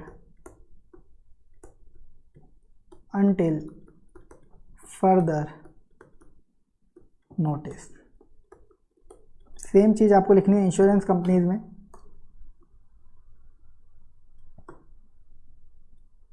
banks में आपके आते हैं banks excluding regional rural banks RRB, और इंश्योरेंस कंपनीज में भी सेम चीज़ आपको लिखनी है। Implementation of Ind S deferred until further notice। बस इतना था। बैंक्स कौन से बैंक्स? सभी banks excluding RRB, regional rural banks. RRB का मतलब रीजनल रूरल बैंक्स। गवर्नमेंट ने बोला बैंक्स को इंड एस अप्लाई करने हैं लेकिन रीजनल रूरल बैंक को छोड़कर, आरआरबी को छोड़कर। ये क्या होते हैं? देखो, ग्रामीण बैंक, कोई आप में से स्टूडेंट अगर विलेज से, गांव से बिलोंग करता होगा तो उसे पता होगा वहाँ पे ग्रामीण बैंक भी चलते हैं। ठीक है, हर स्टेट वालों ने अपने अपने बना रखे हैं ग्रामीण बैंक। तो ग्रामीण बैंक जो होते हैं, रीजनल रूरल बैंक होते हैं, उन पे इंड एस अप्लाई नहीं होंगे कभी भी, सिर्फ नॉर्मल बैंक्स पे होंगे। सेम वही बात है, इन्वेस्टर गांव वाले बैंक में जाके क्या इन्वेस्ट करेगा? वो बड़े बैंक्स में इन्वेस्ट करेगा। तो बैंक्स एक्सक्लूडिंग आरआरबी जो हैं उन पे इंड एस कब अप्लाई होगा? इसके लिए गवर्नमेंट ने बोला अभी हम इसका इम्प्लीमेंटेशन थोड़ा पेंडिंग कर रहे हैं, बाद में जब भी इम्प्लीमेंटेशन देना होगा हम नोटिस दे देंगे। तो इसका भी इम्प्लीमेंटेशन पेंडिंग है, बैंक्स पे अभी भी इंडेस अप्लाई नहीं हुए, अप्लाई होंगे लेकिन अभी कोई नोटिस दिया नहीं गया इसके रिगार्डिंग। गवर्नमेंट बोला भी हम इसको डेफर कर रखा है अभी हमने। सेम इंश्योरेंस कंपनीज, जो भी इंश्योरेंस कंपनीज है उनके लिए भी गवर्नमेंट ने बोला अभी डेफर कर रखा है, इंडेस अप्लाई होंगे, जब अप्लाई होंगे हम नोटिस दे देंगे, लेकिन अभी इस पर डेफर कर रखा है गवर्नमेंट ने। तो ये थी एप्लीकेबिलिटी ऑफ इंडेस की इंडेस किस किस पे अप्लाई होंगे। तो इंडेस मेजर जो बड़ी कंपनीज होती है उस पर अप्लाई होते हैं, जिसमें 2 फेज में अप्लाई किया गया, एनबीएफसीज में भी 2 फेज में, और बैंक्स और इंश्योरेंस कंपनीज पे भी पेंडिंग छोड़ा गया है, डेफर किया गया है, बाद में अप्लाई करेंगे, ऐसा बोला गवर्नमेंट ने। ठीक है, तो ये चीज़ क्या एग्जाम के लिए पढ़नी है, नहीं पढ़नी, एक बार बस रीड करके छोड़ दीजिए, आपको मालूम रहना चाहिए, और कोई काम की नहीं है। नेटवर्थ आपके बीच में काम में आई थी, इसके अंदर नेटवर्थ, तो नेटवर्थ कैसे निकलती है आपको मालूम है, paid up share capital plus reserves. बाकी आपको डिटेल में पढ़ना नहीं है क्योंकि एग्जाम का आपका टॉपिक है ही नहीं, ये सिर्फ आपकी नॉलेज के पर्पज से मैंने यहाँ पे नोट करवाया आपको। चलिए, ये हो गया आपका एक टॉपिक। अब एक और चीज़ मैं आपको बताता हूँ, फाइनेंशियल स्टेटमेंट्स।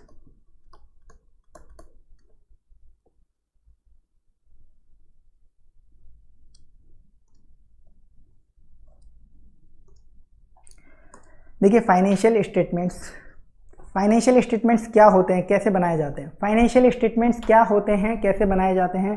तो फाइनेंशियल स्टेटमेंट्स की अगर मैं बात करता हूं तो आपके माइंड में क्या आता है, सबसे पहले balance sheet, P&L, notes to accounts, ये सब चीज़ें, कैश फ्लो स्टेटमेंट, ये सब चीज़ें आपके माइंड में आती हैं।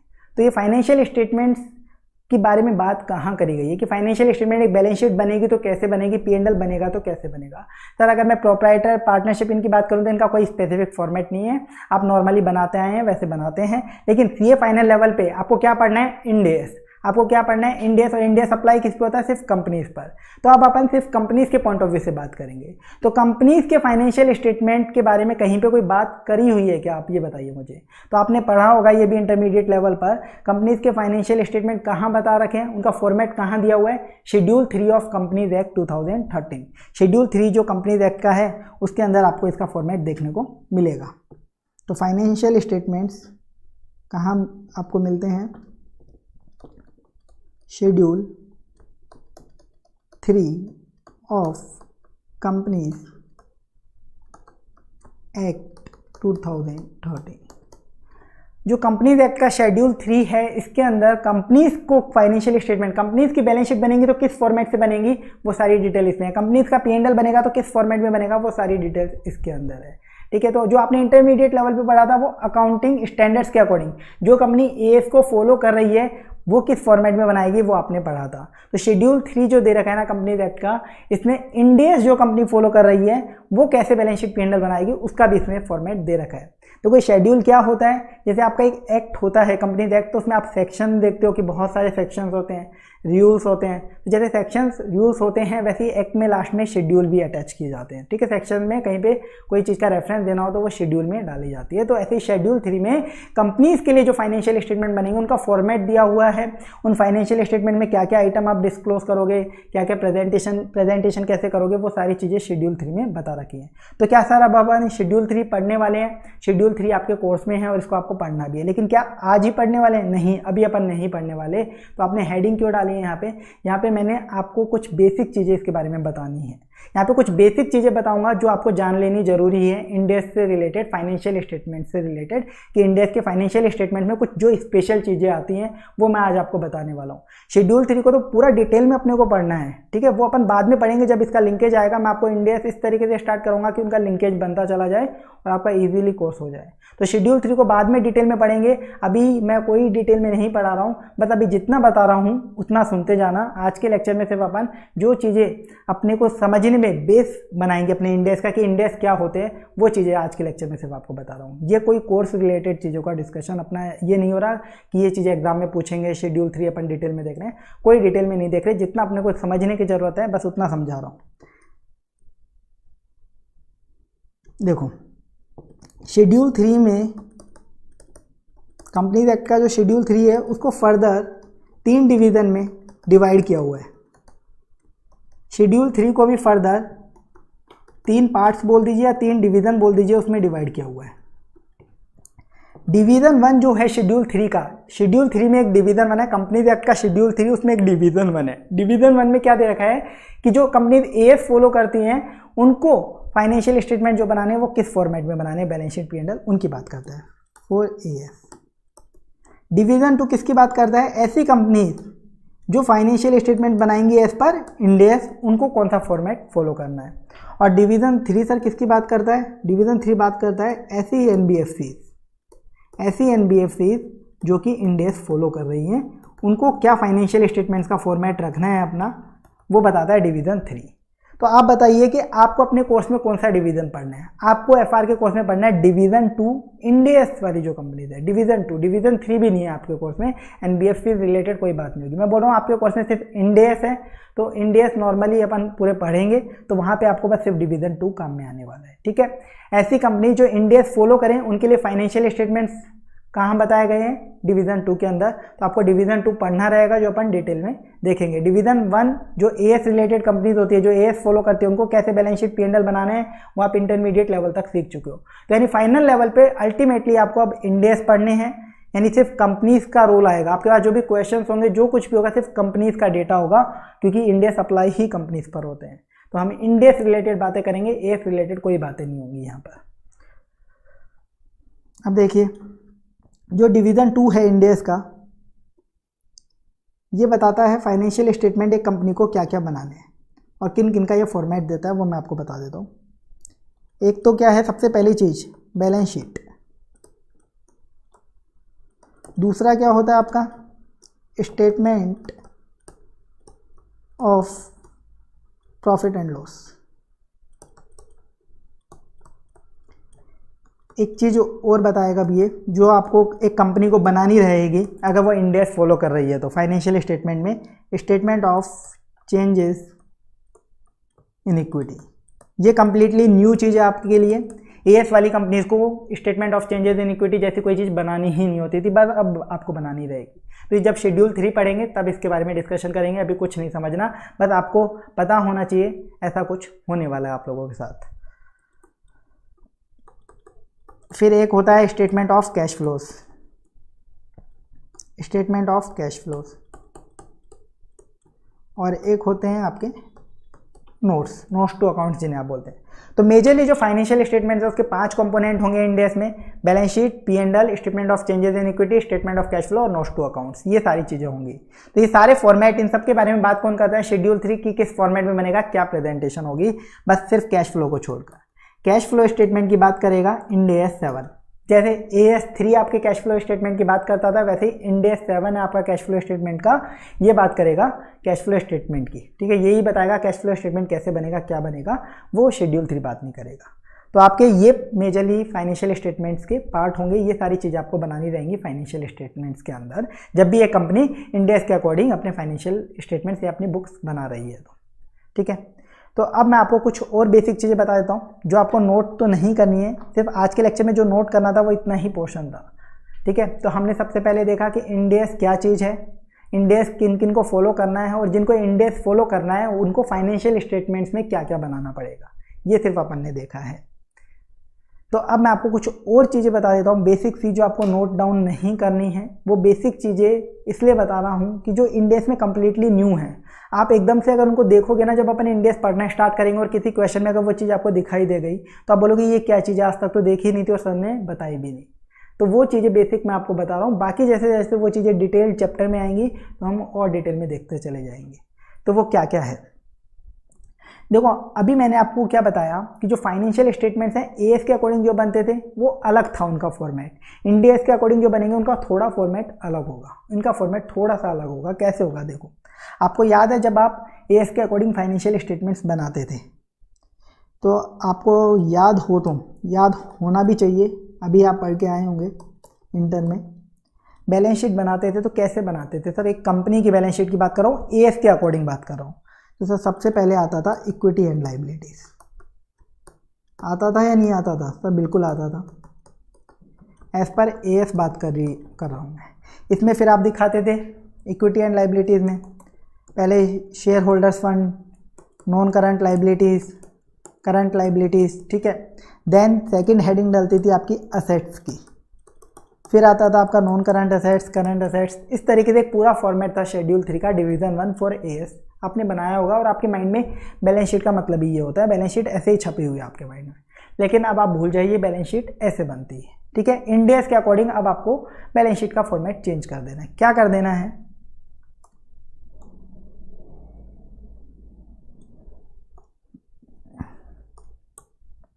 इंड एस में जब बैलेंस शीट बनेगी आपकी एज पर इंड एस, तो क्या होगा, पहले लाइबिलिटीज नहीं आएंगी, पहले आएंगी असेट्स,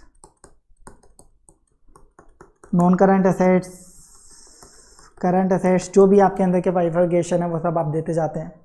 और फिर हेडिंग आएगी इक्विटी एंड लाइबिलिटीज, सबसे मेजर चेंज, ठीक है। तो ये चीज़ मैंने अभी आपको इसलिए बता दी कि हम जो इंड एस स्टार्ट करेंगे अभी, क्योंकि अभी हमने शेड्यूल 3 पढ़ा नहीं है डिटेल में, और अभी मैं आपको पढ़ा भी नहीं सकता स्टार्टिंग में ही, क्योंकि अगर अभी आपको शेड्यूल 3 पढ़ा दिया ना तो आपको समझ में नहीं आएगा क्या हो रहा है। जब तक कुछ इंड एस आप नहीं पढ़ लेते, तो जहाँ उसकी रिक्वायरमेंट होगी शेड्यूल 3 की, वहाँ आपको डिटेल में मैं पढ़ाने वाला हूँ। तो देखो सबसे मेजर चेंज क्या है कि जो बैलेंस शीट है उसमें पहले असेट्स आएंगी। अब इंड एस के अकॉर्डिंग बैलेंस शीट जब बनती है, पहले असेट्स दिखाई जाती है, फिर इक्विटी एंड लाइबिलिटीज दिखाई जाती है, ठीक है। पहले असेट्स फिर इक्विटी एंड लाइबिलिटीज। तो कोई भी क्वेश्चन आए तो ये दिखे ऐसा तो घबराना नहीं है, क्योंकि हमें तो आदत पड़ गई है ना इक्विटी एंड लाइबिलिटीज को पहले दिखाने की और फिर असेट्स को दिखाने की। इसलिए ये चीज़ मैंने आज आपको बताई है कि कभी आप बोलो सर ये क्या क्वेश्चन बना दिया, इसे ने क्वेश्चन ही गलत दे दिया। गलत नहीं है, इंड एस में ऐसे ही बनता है, पहले असेट्स फिर इक्विटी एंड लाइबिलिटीज। ये चीज़ आपको पता होनी चाहिए बस। इसके अंदर डिटेल में अभी अपन बात नहीं कर रहे हैं, पहले असेट्स आएंगी फिर इक्विटी एंड लाइबिलिटीज आएंगी। इसके अलावा एक और चेंज है, इक्विटी एंड लाइबिलिटीज में आपके एएस के अकॉर्डिंग क्या आता था। फर्स्ट पॉइंट सर आता था शेयर होल्डर्स फंड, मैं एएस की बात कर रहा हूँ। शेयर होल्डर फंड्स में क्या आता था सर याद करने दो। पहला पॉइंट आता था सर शेयर कैपिटल, और दूसरा पॉइंट याद करो अब क्या आता था सर, याद करने दो सर, भूल गए हैं ये भी, मैं याद दिला देता हूँ। ये भी आता था रिजर्व एंड सरप्लस। फिर सर एक और पॉइंट आता था, क्या आता था, money received against share warrants, ठीक है, money received against share warrants. फिर आपका second point equity and liability side में क्या आता था, share application money pending allotment. फिर आपकी नॉन करंट लाइबिलिटीज आती थी और फिर आपकी करंट लाइबिलिटीज आती थी। कुछ इस तरीके से आपका इक्विटी एंड लाइबिलिटीज वाली साइड होती थी। अब इंड एस में क्या हुआ, non current liabilities current liabilities सब एज इट इज है, कोई दिक्कत नहीं है। लेकिन जो ये शेयर होल्डर्स फंड था ना, इसका नाम बदल दिया गया। जब इक्विटी एंड लाइबिलिटी साइड आप बनाओगे तो फर्स्ट पॉइंट आप डालोगे इक्विटी हेडिंग। आप ये मान लो इसका नाम चेंज कर दिया, शेयर होल्डर्स फंड की जगह आप क्या डालोगे, इक्विटी हेडिंग डालोगे, ठीक है। इक्विटी हेडिंग डालते हैं इसके अंदर, तो आपको क्वेश्चन में इसी तरीके से देखने को मिलेगा। और इक्विटी में फिर क्या बनेगा, पहला इक्विटी शेयर कैपिटल और दूसरा बनेगा अदर इक्विटी, और इसके बाद सेकंड पॉइंट वही non current liability, third current liability, इस तरीके से आएगा। यानी जब आप एएस के अकॉर्डिंग बैलेंस शीट बनाते थे तो इक्विटी एंड लाइबिलिटी में पहले आता था शेयर होल्डर्स फंड नाम से आपके जो हेडिंग आती थी, अब उसका नाम हो चुका है इक्विटी, आप उसे बोलेंगे इक्विटी। और इक्विटी में भी अब आप दो चीजें दिखाएंगे, सिर्फ इक्विटी शेयर कैपिटल और अदर इक्विटी, सिर्फ दो चीजें शो होंगी यहाँ पर बैलेंस शीट के फेस पर, इक्विटी शेयर कैपिटल और अदर इक्विटी। तो सर ये कहाँ गया, ये कहाँ गया, ये कहाँ गया, ठीक है। शेयर कैपिटल तो हम मान लेते हैं एक बार के लिए equity share capital, reserve and surplus, money received against share warrant, share application money pending allotment, ये कहाँ गया। तो यहाँ पे देखो क्या किया गया इंड एस में, इन्होंने बोला इक्विटी आप हेडिंग बनाएंगे, उसमें पहला पॉइंट जो दिखाएंगे इक्विटी हेडिंग में वो रखेंगे इक्विटी शेयर कैपिटल। यानी यहाँ पर भी क्या आएगी, सिर्फ इक्विटी वाली कैपिटल आएगी, सिर्फ इक्विटी शेयर्स वालों की कैपिटल आएगी। और आपको अगर ध्यान आ रहा हो तो ओल्ड कोर्स में जब आप शेयर कैपिटल दिखाते थे तो इसमें इक्विटी वाली भी होती थी, जब आप इंटरमीडिएट में एएस में देखते थे तो इक्विटी वाली भी होती थी और प्रेफरेंस वाली भी होती थी। इक्विटी वाली शेयर कैपिटल भी होती थी और प्रेफरेंस वाली शेयर कैपिटल भी होती थी एएस के अंदर, इक्विटी और प्रेफरेंस दोनों इसी के अंदर आती थी। पर अब आपको इक्विटी हेडिंग बनानी है और उसमें फर्स्ट पॉइंट क्या डालना है, इक्विटी शेयर कैपिटल, नाम ही रख दिया हेडिंग का इक्विटी शेयर कैपिटल, तो सिंपल सी बात है आप इक्विटी शेयर वाली दिखाओगे। तो सर अब आप मुझे बताइए, चार चीज़ें गायब हो चुकी हैं। एक तो प्रेफरेंस शेयर कैपिटल कहाँ दिखाएं, एक रिजर्व एंड सरप्लस कहाँ चले गए, एक money received against share warrants, लेकिन सर इसका तो कभी काम पड़ा ही नहीं, तो ये तो चलो गायब हो जाए तो भी ठीक है, कभी क्वेश्चन में आई नहीं थी ये। और एक share application money pending allotment. Sir ये भी कभी क्वेश्चन में आई नहीं थी, ये भी गायब हो जाए तो चलेगा, पर ये मेजर 2 चीज़ें थी, तो ये 4 चीज़ें गायब हो चुकी है बैलेंस शीट से। ये कहाँ गई? तो सर दूसरा जो इक्विटी में इन्होंने दिया अदर इक्विटी, इक्विटी के अंदर पहला दिखाया इक्विटी शेयर कैपिटल, दूसरा पार्ट क्या बनाया अदर इक्विटी, तो सर ये अदर इक्विटी में चले गए। यानी एक अदर इक्विटी जो है वो बहुत बड़ा हेड हो चुका है। अदर इक्विटी बहुत बड़ा हेड हो चुका है, जिसका नोट्स टू अकाउंट में अपन डिटेल डिस्क्लोजर देंगे कि अदर इक्विटी में प्रेफरेंस शेयर इतना है, रिजर्व एंड सरप्लस ये हैं, सारे डिटेल कितने कितने हैं, money received against share warrant, share application money pending allotment. ठीक है, तो इसमें भी बहुत सारी चीज़ें बात करने को, वो सब अभी अपन नहीं कर सकते जब तक इंडियस नहीं पढ़ लेते। तो ये होगा अब आपका सिस्टम बैलेंस शीट में। तो ये कुछ बैलेंस शीट रिलेटेड चेंजेस थे जो आपको डायरेक्टली देखने को मिल सकते हैं किसी भी क्वेश्चन में, तो वो अभी मैंने आपको बताया। सबसे पहली चीज़ असेट पहले शो होंगी बैलेंस शीट में अब, और उसके बाद इक्विटी एंड लाइबिलिटीज। और इक्विटी एंड लाइबिलिटी साइड में पहले जो शेयर होल्डर फंड आता था, अब उसकी जगह इक्विटी नाम आएगा, और उसके अंदर सिर्फ 2 पार्ट होंगे, इक्विटी शेयर कैपिटल और other equity. Equity share capital में इक्विटी शेयर वालों की कैपिटल डालोगे आप हमेशा सिर्फ, और अदर इक्विटी में बाकी जितने भी थे आपके share holder fund related item, preference share capital, reserve and surplus, share money received against share warrants, share application money pending allotment, वो सब अदर इक्विटी का पार्ट है। तो बस ये बताना था आपको, ये नोट करने की ज़रूरत है नहीं, तो ये मैं हटा देता हूँ।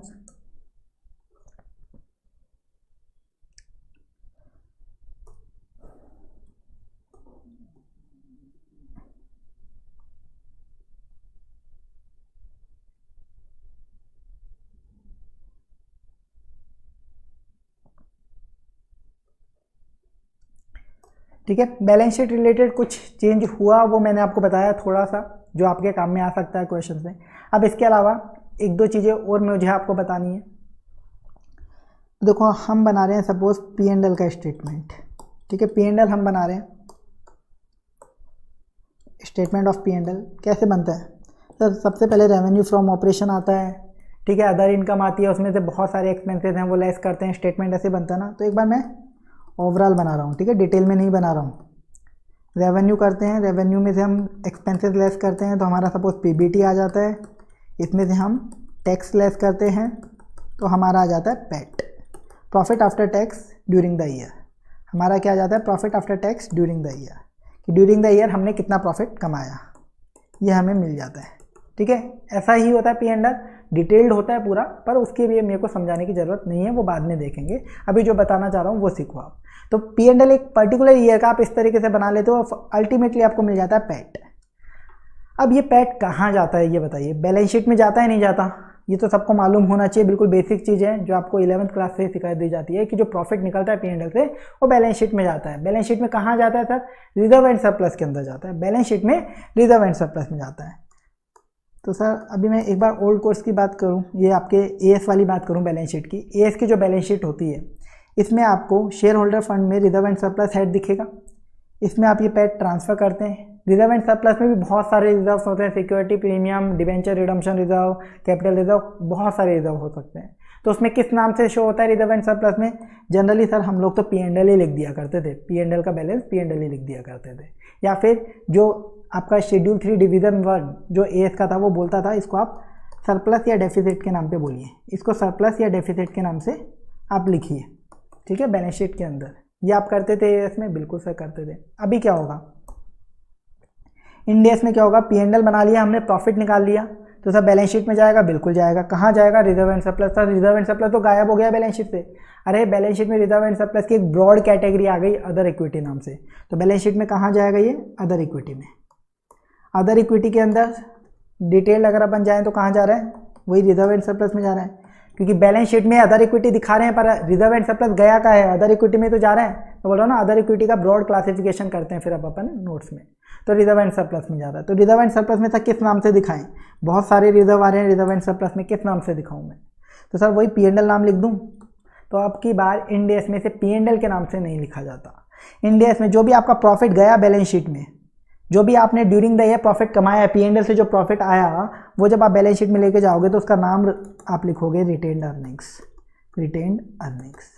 ठीक है, पहले भी लोग इसे बोल दिया करते थे रिटेन्ड अर्निंग्स, बट अब इंडियस का जो फाइनेंशियल स्टेटमेंट है उसमें क्लियर कट ये वर्डिंग लिखी है कि आप उसे रिटेन्ड अर्निंग के नाम से लिखोगे। ठीक है, तो आपको क्वेश्चन में कहीं भी रिटेन्ड अर्निंग दिखे तो समझ जाना वो क्या है? P&L से जो बैलेंस आया था जो बैलेंस शीट में गया, जो पी एंड एल से बैलेंस आया था बैलेंस शीट में गया। और सिंपल सी बात है, यहाँ पे आप पी एंड एल वर्ड लिख दोगे तो वो तो प्रॉफिट एंड लॉस हो गया।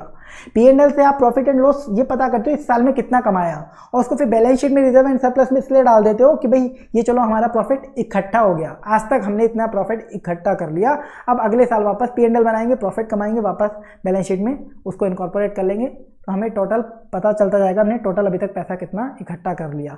और इसी पर्पज से इसका नाम रखा गया रिटेन्ड अर्निंग्स। अर्निंग्स ऐसी जो हमने रिटेन कर ली हैं, ऐसी अर्निंग्स यानी ऐसा प्रॉफिट जो हमने रिटेन कर लिया, अपने पास इकट्ठा कर लिया। प्रॉफिट या लॉस जो भी होगा, प्रॉफिट होगा तो पॉजिटिव आ जाएगा और लॉस होगा तो नेगेटिव में आ जाएगा रिटेन्ड अर्निंग्स। क्लियर? तो इस नाम से आएगा, आपको समझ में आना चाहिए। बस रिटेन्ड अर्निंग दे रखा है यानी पी एंड एल का जो बैलेंस शीट में दे रखा है, पी एंड एल का बैलेंस शीट के अंदर बैलेंस दे रखा है। सपोज इस साल मैंने पी एंड एल में 10 लाख रुपीज़ कमाए, तो रिटेन्ड अर्निंग्स करंट ईयर में कितनी शो हो जाएंगी? 10 लाख रुपीज़ की। ठीक है, ये मान लो मेरा फर्स्ट ईयर था। नेक्स्ट ईयर मैंने 15 लाख और कमा लिए, नेक्स्ट ईयर 15 लाख और कमा लिए, तो मेरा नेक्स्ट ईयर रिटेन्ड अर्निंग्स में से बैलेंस कितना बचेगा? 25 लाख। अज्यूम कर दें कि हमने अभी तक रिटेन्ड अर्निंग में से कोई भी पैसा नहीं निकाला। ठीक है, तो ऐसे रिटेन्ड अर्निंग में आता है, ये चीज़ आपको मालूम है। बस अब इसका नाम दिखेगा रिटेन्ड अर्निंग के नाम से।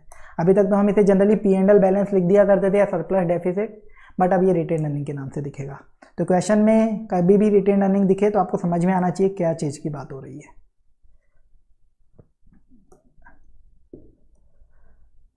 ठीक है, एक ये मैंने आपको नया पॉइंट बताया है जो आपके क्वेश्चन में काम में आ सकता है जब तक अपन शेड्यूल 3 नहीं पढ़ लेते।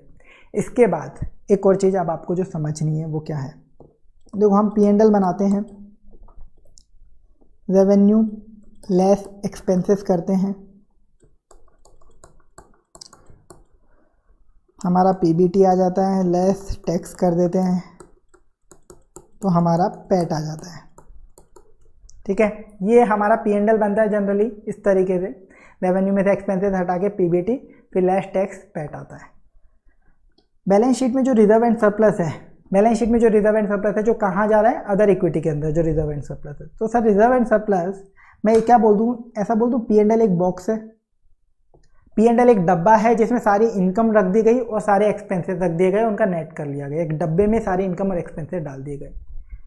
ऐसे ही बैलेंस शीट में एक डब्बा होता है रिजर्व एंड सरप्लस, इसमें सारे रिजर्व्स और सरप्लस डाल दिए जाते हैं। For example capital reserve, capital redemption reserve, debenture redemption reserve, securities premium.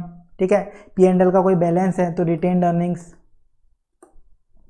इस तरीके से डाल दिए जाते हैं। और क्या क्या रिजर्व हो सकते हैं सर? ध्यान ही नहीं आ रहे, याद करो। एक होता था रिवैल्यूएशन सरप्लस, जब आप property plant and equipment PP को वैल्यू करके वैल्यू उसकी बढ़ाते थे तो रिवैल्यूएशन सरप्लस क्रिएट होता था आपका, वो रिजर्व एंड सरप्लस में जाता था।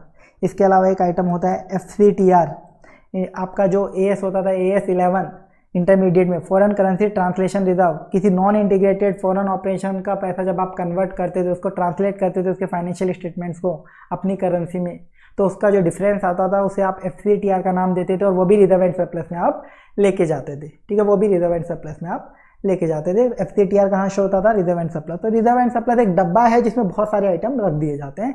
ऐसे ही पी एंड एल एक डब्बा है जिसमें इनकम और एक्सपेंसेस के कुछ आइटम रख दिए जाते हैं, उनको नेट करके निकाल लिया जाता है। अब इंडेक्स वालों को क्या है, ये चीज़ थोड़ी भेदभाव वाली लगी। क्या भेदभाव वाली लगी सर? पी एंड एल के साथ आप क्या कर रहे हो, पहले कुछ आइटम इनकम और एक्सपेंसेस को एक डब्बे में डाल रहे हो, उसे नेट कर रहे हो पैट को, और फिर उसे रिजर्व एंड सरप्लस में दिखा रहे हो। देखो यहाँ पे दिखा रहे हैं ना, रिटेन्ड अर्निंग के नाम से, फिर उसे क्या कर रहे हो? रिजर्व एंड सरप्लस में रिटेन्ड अर्निंग के नाम से। यानी पहले आपने इनकम एक्सपेंसेस को नेट किया, उसे पैट बनाकर उसे फिर रिजर्व एंड सरप्लस के डब्बे में डाला। ठीक है, एक नेट अमाउंट निकाल के उसे रिजर्व एंड सरप्लस के डब्बे में डाला। यानी इनकम एक्सपेंसेस को पहले पी एंड एल से रूट करा और पी एंड एल से रूट करके आप बैलेंस शीट में लाते हो रिजर्व एंड सरप्लस के अंदर। फिर बाकी आइटम के साथ ये भेदभाव क्यों? बाकी आइटम्स के साथ भेदभाव क्यों? बाकी जो गेन और लॉसेज हैं, बाकी जो गेन और लॉसेज हैं उनके साथ ये भेदभाव क्यों? उनको भी पहले किसी एक डब्बे में डालो और फिर उसे रिजर्व एंड सरप्लस में रखो। उसे भी पहले किसी एक डब्बे में डालो, उसका नेट करो और फिर उसे रिजर्व एंड सरप्लस में एक फाइनल अमाउंट लेके आओ। जैसे पी एंड एल में आप नेट पैट लाते हो, उसे रिटेन्ड अर्निंग के नाम से दिखाते हो, तो बाकी कोई गेन और लॉसेज हैं उन्हें भी डायरेक्टली रिजर्व एंड सरप्लस में क्यों लाते हो? तो बाकी कौन कौन से? ये कुछ आइटम्स होते हैं जिनकी बात करिए इंडेक्स ने, रेस्पेक्टिव आइटम की बात करिए, वहाँ पे अपना डिस्कशन होगा, तब अपन डिटेल में देखेंगे। वो आइटम को डब्बा जो बोला गया, कौन से डब्बे में डालो, इन्होंने बोला, और डब्बे का नाम रखो OCI, और डब्बे का नाम रखो OCI, अदर कॉम्प्रहेंसिव इनकम। उस डब्बे का आप नाम क्या देंगे? OCI, other comprehensive income. ठीक है। इस डब्बे में क्या आइटम, देखो ये रिवॉल्यूशन सरप्लस जो है वो अभी भी होगा, ठीक है। कभी भी कोई रिवॉल्यूशन सरप्लस होता है, मशीनरी की वैल्यू बढ़ती है, आप डायरेक्टली उसे कहाँ दिखा देते थे, रिजर्व एंड सरप्लस में, ठीक है। तो आप बोलते हैं कि उसे पहले ओसीआई के डब्बे में डालो, आप वो गेन है एक तरीके का, तो उसे ओसीआई के डब्बे में डालो। पीएनएल में तो आप नहीं दिखा सकते उसको, तो आप रिजर्व एंड सरप्लस में डायरेक्टली मत डालो, पहले एक ओसीआई नाम का डब्बा क्रिएट करो, उसमें डालो। ऐसे एफसीटीआर जो होता है वो भी इसमें आएगा। ऐसे बहुत सारे आइटम्स हैं जो इसमें आते हैं, जो अपन रेस्पेक्टिव इंडेक्स में बता रखे हैं, वहाँ बात कर लेंगे अपन, ठीक है। रेस्पेक्टिव इंडेक्स में बता रखे हैं, वहाँ उन आइटम्स की बात करेंगे। अभी उन आइटम्स की अपन बात नहीं कर रहे हैं, अभी समझना चाह रहे हैं ये ओसीआई का डब्बा क्या चीज़ है, ओसीआई का डब्बा क्या चीज़ है। तो ओसीआई के टोटल इस तरीके के 9 आइटम्स होते हैं। आप टोटल इंडेक्स पढ़ोगे ना, उसमें बस आपको टोटल 9 आइटम्स मिलने वाले हैं जो ओसीआई के डब्बे में जाते हैं, ओसीआई के डब्बे में जाते हैं, जिसमें से जनरली 4-5 आइटम ऐसे हैं जो आपके काम में आने वाले होते हैं, जो आपको प्रैक्टिकली भी देखने को मिल जाते हैं। बाकी 4 आइटम ऐसे हैं जो देखने को ही नहीं मिलेंगे, किसी क्वेश्चन में भी देखने को नहीं मिलेंगे, ठीक है। तो ये आपका ओसीआई का डब्बा होता है, ये कुछ भी नहीं है। हम कुछ आइटम्स को पहले रिजर्व एंड सरप्लस में डाल रहे थे डायरेक्टली, अब इन्होंने क्या बोला इंडेक्स ने कि इन आइटम्स को डायरेक्टली रिजर्व एंड सरप्लस में मत डालो, पहले एक डब्बा बनाओ, उस डब्बे में इन आइटम्स को डालो, इनको नेट करके रिजर्व एंड सरप्लस में दिखाओ। यानी ओसीआई का एक डब्बा है, इसमें मैंने इन आइटम्स को डाला जो इंडेक्स बताएंगे कौन कौन से आइटम इस ओसीआई के डब्बे में जाएंगे, फिर इनका फाइनल नेट करेंगे, और ये final net reserve and surplus में दिखेगा ओसीआई के नाम से, रिजर्व एंड सरप्लस में ये दिखेगा ओसीआई के नाम से। ये फाइनल नेट बैलेंस आप दिखाओ। समझ में आया? बस कुछ भी नहीं है। ओसीआई जिससे लोग कई बार डर जाते हैं, जो पहली बार इंडेक्स पढ़ते हैं उनको लगता है ये क्या चीज़ है, अदर कॉम्प्रिहेंसिव इनकम, कुछ भी नहीं है। कुछ गेन्स और लॉस के ऐसे आइटम हैं जो रिजर्व एंड सरप्लस में डायरेक्टली जाते थे, तो इंडेक्स ने बोला उन्हें डायरेक्टली रिजर्व एंड सरप्लस में मत डालो, पहले एक ओसीआई नाम के डब्बे में डालो, उसका नेट करके रिजर्व एंड सरप्लस में दिखाओ। बस सिर्फ इतना सा है जो आपको समझना है। ये चीज़ समझ में आ गई होगी आपको।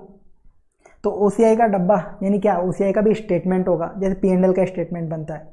तो कैसे बनेगा, देखो सर हम बनाते हैं स्टेटमेंट ऑफ पीएनएल एक बार। स्टेटमेंट ऑफ पीएनएल हम बनाते हैं, उसमें रेवेन्यू लेस एक्सपेंसेस करते हैं तो पीबीटी आता है, लेस टैक्स करते हैं तो पैट आता है। ये बनाते हैं हम, इस तरीके से बनाते हैं। तो अब आपको ओसीआई का डब्बा बनाना है, तो ओसीआई का जो स्टेटमेंट बनाना है उसे आप अलग से मत बनाइए। इंडेक्स क्या बोलता है वो आपको अलग से नहीं बनाना, स्टेटमेंट ऑफ पीएनएल में ही सेकंड पार्ट बना दीजिए। जो आप नॉर्मल प्रॉफिट निकाल रहे हैं पीएनएल से, उसे आप पैट बोलते हैं, जो नॉर्मल आपको निकालना है उसी तरीके से उसे आप बोल दीजिए स्टेटमेंट ऑफ पीएनएल का फर्स्ट पार्ट, और स्टेटमेंट ऑफ पीएनएल का सेकेंड पार्ट में आप ओसीआई का डब्बा बना लीजिए, ओसीआई की कैलकुलेशन। बस इतना सा करना है। ओसीआई में भी फिर 2 क्लासिफिकेशन हो जाते हैं, items that will not be reclassified to P&L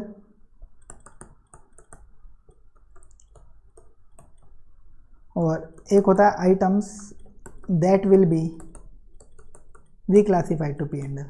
बाद में आएंगी ये सारी चीज़ें, अभी ना सोचना है इनके बारे में और ना ही नोट करने की ज़रूरत है, बस सिर्फ समझा रहा हूँ कि ऐसी चीज़ें होगी। ओसीआई नाम की भी एक चीज़ होती है, एग्जिस्ट करती है। तो ओसीआई का जब स्टेटमेंट बनेगा कोई अलग से नहीं बनाना, जैसे बैलेंस शीट अलग से बनाते हैं, पीएनएल अलग से, कैश फ्लो अलग से, ऐसे ओसीआई के लिए अलग से स्टेटमेंट नहीं बनाना। जो पीएनएल बनाओगे ना उसी में सेकंड पार्ट दे देना, सेकंड पार्ट की हेडिंग डाल देना ओसीआई, और उसी में आगे आप कैलकुलेट कर लेना। तो ओसीआई में भी 2 हेडिंग बनती है। ओसीआई में ऐसे आइटम्स हम डालें जो कि पीएनएल में कभी नहीं जाएंगे इन फ्यूचर, पीएनएल में कभी भी नहीं जाएंगे इन फ्यूचर, या तो वो जिंदगी भर ओसीआई में रखे रहेंगे या किसी और जगह चले जाएंगे, ठीक है, किसी और जगह उनका क्लासिफिकेशन हो जाएगा। और ओसीआई में कुछ ऐसे आइटम जो हम आज डाल रहे हैं पर फ्यूचर में कोई स्पेसिफिक कंडीशन मीट होने पर वो पीएनएल में चले जाएंगे, तो वो आएंगे कौन से हेड में, item that will be reclassified to PNL. तो 2 हेडिंग होती है। वो ऐसे कौन कौन से आइटम है, तो जब हमारे किसी इंडेक्स में ओसीआई का आइटम आएगा उसी के साथ वो चीज़ भी डिस्कस कर लेंगे अपन, ठीक है। तो अभी वो सब याद रखना नहीं है। तो देखो इसमें क्या हुआ हमारा, सपोज यहाँ आया रिवैल्यूएशन सरप्लस, तो उसका अमाउंट दिखाया, इसमें आया मान लो एफसीटीआर, इसका अमाउंट दिखाया, ये कर लिया मैंने ओसीआई का नेट, मैंने ओसीआई का नेट कर लिया टोटल इन दोनों चीज़ों का, इन दोनों फिगर्स का। तो ये आ गई मेरी अदर कॉम्प्रहेंसिव इनकम। पीएनएल का फर्स्ट पार्ट में पैट निकाला, सेकंड पार्ट में अदर कॉम्प्रहेंसिव निकाली, फिर आप करोगे टोटल कॉम्प्रहेंसिव इनकम, फिर आप निकालोगे टोटल कॉम्प्रहेंसिव इनकम। ये क्या होगी, ये कुछ भी नहीं है, PAT plus OCI, profit after tax जो फर्स्ट पार्ट में निकाला पीएनएल के, और पीएनएल के सेकंड पार्ट में जो ओसीआई निकाला, इन दोनों का टोटल ही आपका क्या होता है, टोटल कॉम्प्रहेंसिव इनकम। बस ये है आपका स्टेटमेंट ऑफ P&L जो बनता है। डिटेल में बाद में देखेंगे, बस अभी जो बनाना था उतना मैंने आपको बता दिया। तो इसी वजह से जो IFRS वाले लोग हैं ना, इसे स्टेटमेंट ऑफ कॉम्प्रहेंसिव इनकम बोलते हैं, क्योंकि ये प्रॉफिट एंड लॉस नॉर्मल वाला तो बताता ही है, जो एक नई चीज़ है इंडिया में OCI वो भी बताता है ये, ठीक है। लेकिन हम लोगों ने इसे स्टेटमेंट ऑफ P&L ही नाम रखा, अपन ने नाम चेंज नहीं करा है इंडिया के अंदर। क्लियर? तो ये जो पैट आता है ये रिजर्व एंड सरप्लस में रिटेन्ड अर्निंग के नाम से दिख जाएगा। ये OCI है, ये वहाँ पे आपको अदर इक्विटी में OCI के नाम से दिख जाएगा। बस इतना होगा। मतलब ये कुछ आइटम है, रिवैल्यूएशन सरप्लस, FCTR, ये सब पहले हम रिजर्व एंड सरप्लस में डायरेक्टली शो कर देते थे। अभी अपन इस तरीके से शो करेंगे, पहले OCI के डब्बे में डालेंगे, फिर नेट लेके जाएंगे। क्लियर? तो ये आपको समझ में आ गया होगा। बस यही आपको समझना था इंडिया में स्पेसिफिक चीज़ जो मैंने आपको बताई। एक बार मैं इसे रिमूव कर देता हूँ।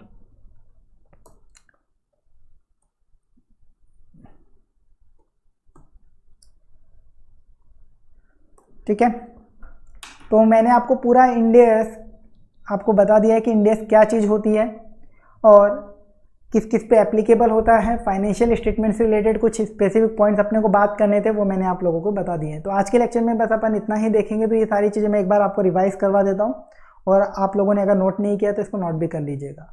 देखिए, सबसे पहले अपन ने देखा कि आपके जो सिलेबस में है इंडेस ही है, सिर्फ ये फाइनल FR में आपके सिर्फ इंडेस हैं सिलेबस में। तो सबसे पहले समझना जरूरी है इंडेस क्या है। अकाउंटिंग के कुछ प्रिंसिपल्स होते हैं, कुछ रूल्स होते हैं जिसके बेसिस पे अकाउंटिंग करी जाती है, जिन्हें हम गैप बोलते हैं शॉर्ट फॉर्म में, जनरली एक्सेप्टेड अकाउंटिंग प्रिंसिपल्स।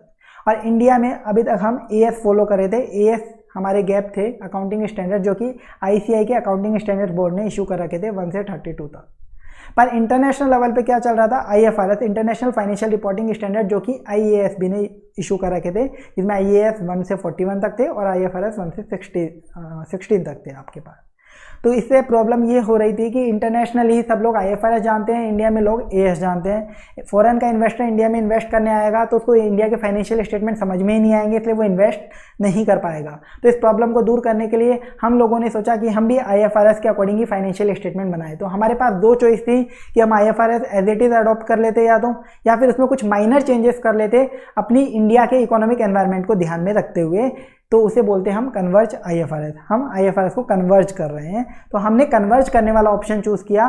तो हमने IFRS को एज इट इज़ लिया, लेकिन उसमें कुछ चेंजेस भी करे माइनर, तो उसे हमने नाम दिया इंडेस। जो हमने यूज़ में लिया उसे हमने नाम दिया इंडेस।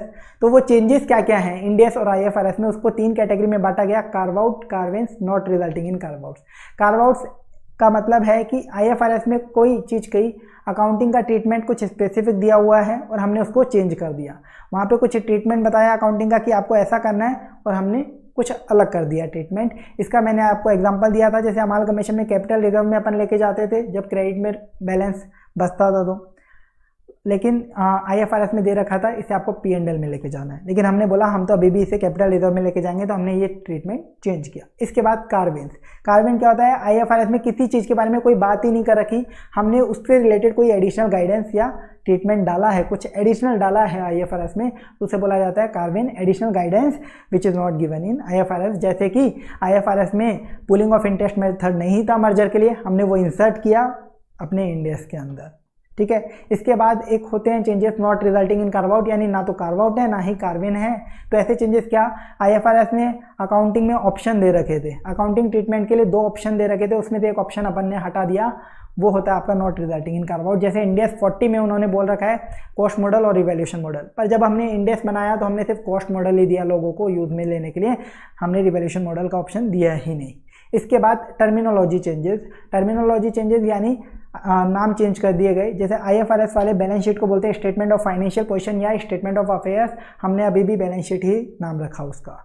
वो लोग P&L को बोलते हैं स्टेटमेंट ऑफ कॉम्प्रिहेंसिव इनकम, हमने बोला हम तो स्टेटमेंट ऑफ P&L ही बोलेंगे। ये भी आपके not resulting in carve outs होते हैं। तो ये होते हैं आपके इंडेस जो आपको पढ़ने हैं पूरे कोर्स में। इसके बाद इंडेस किस पे एप्लीकेबल होते हैं सर, मेजर कंपनीज पे। मेजर कंपनीज कौन सी, तो गवर्नमेंट ने इसके लिए 2 फेज में बात करी।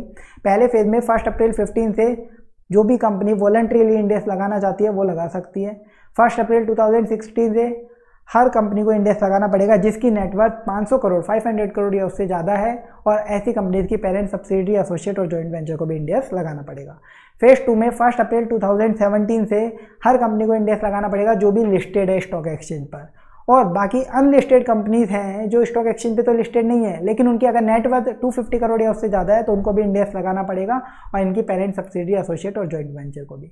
इसके बाद गवर्नमेंट ने बोला कि कोई कंपनी जो एसएमई एक्सचेंज पर, स्मॉल मीडियम एंटरप्राइजेज एक्सचेंज पे लिस्टेड है, उसको इंडेक्स लगाने की रिक्वायरमेंट नहीं है।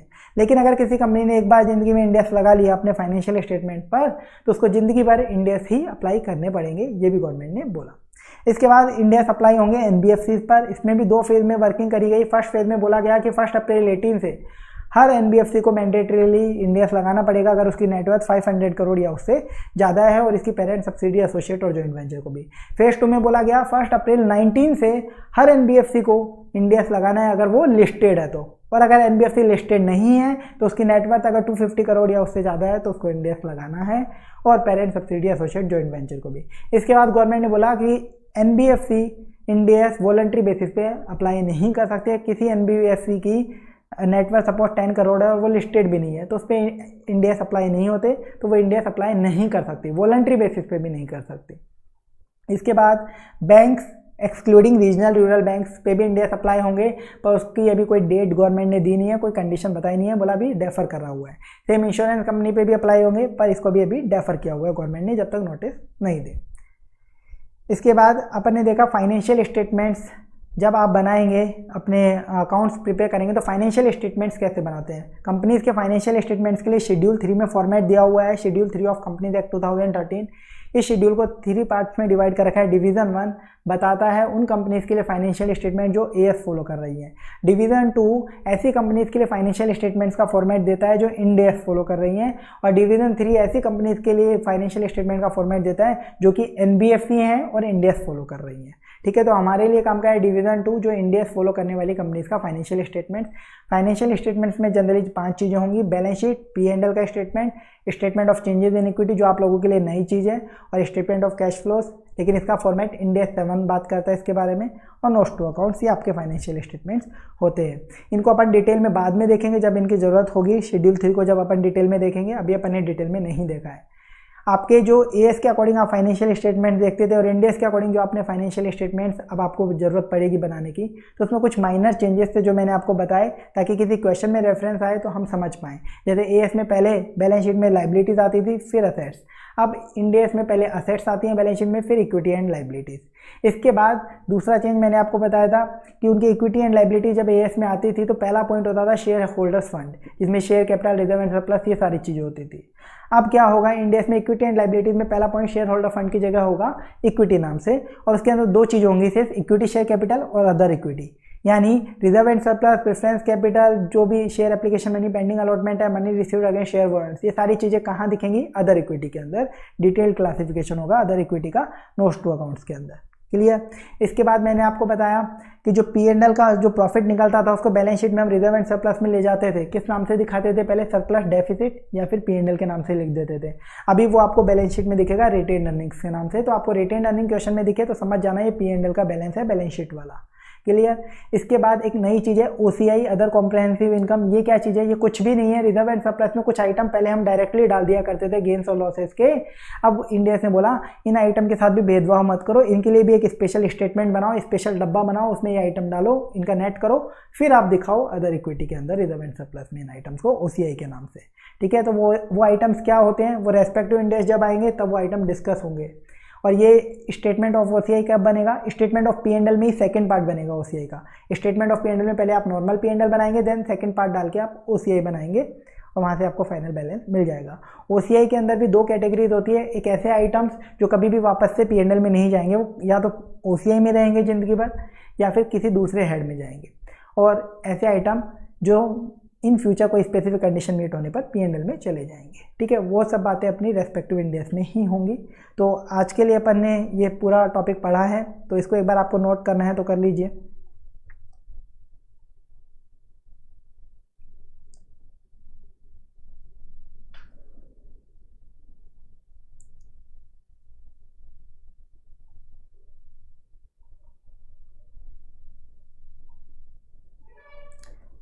ठीक है, तो ये आपका मैंने इंट्रोडक्शन दिया है एफआर का कि एफआर में आप क्या सीखने वाले हो, क्या पढ़ने वाले हो।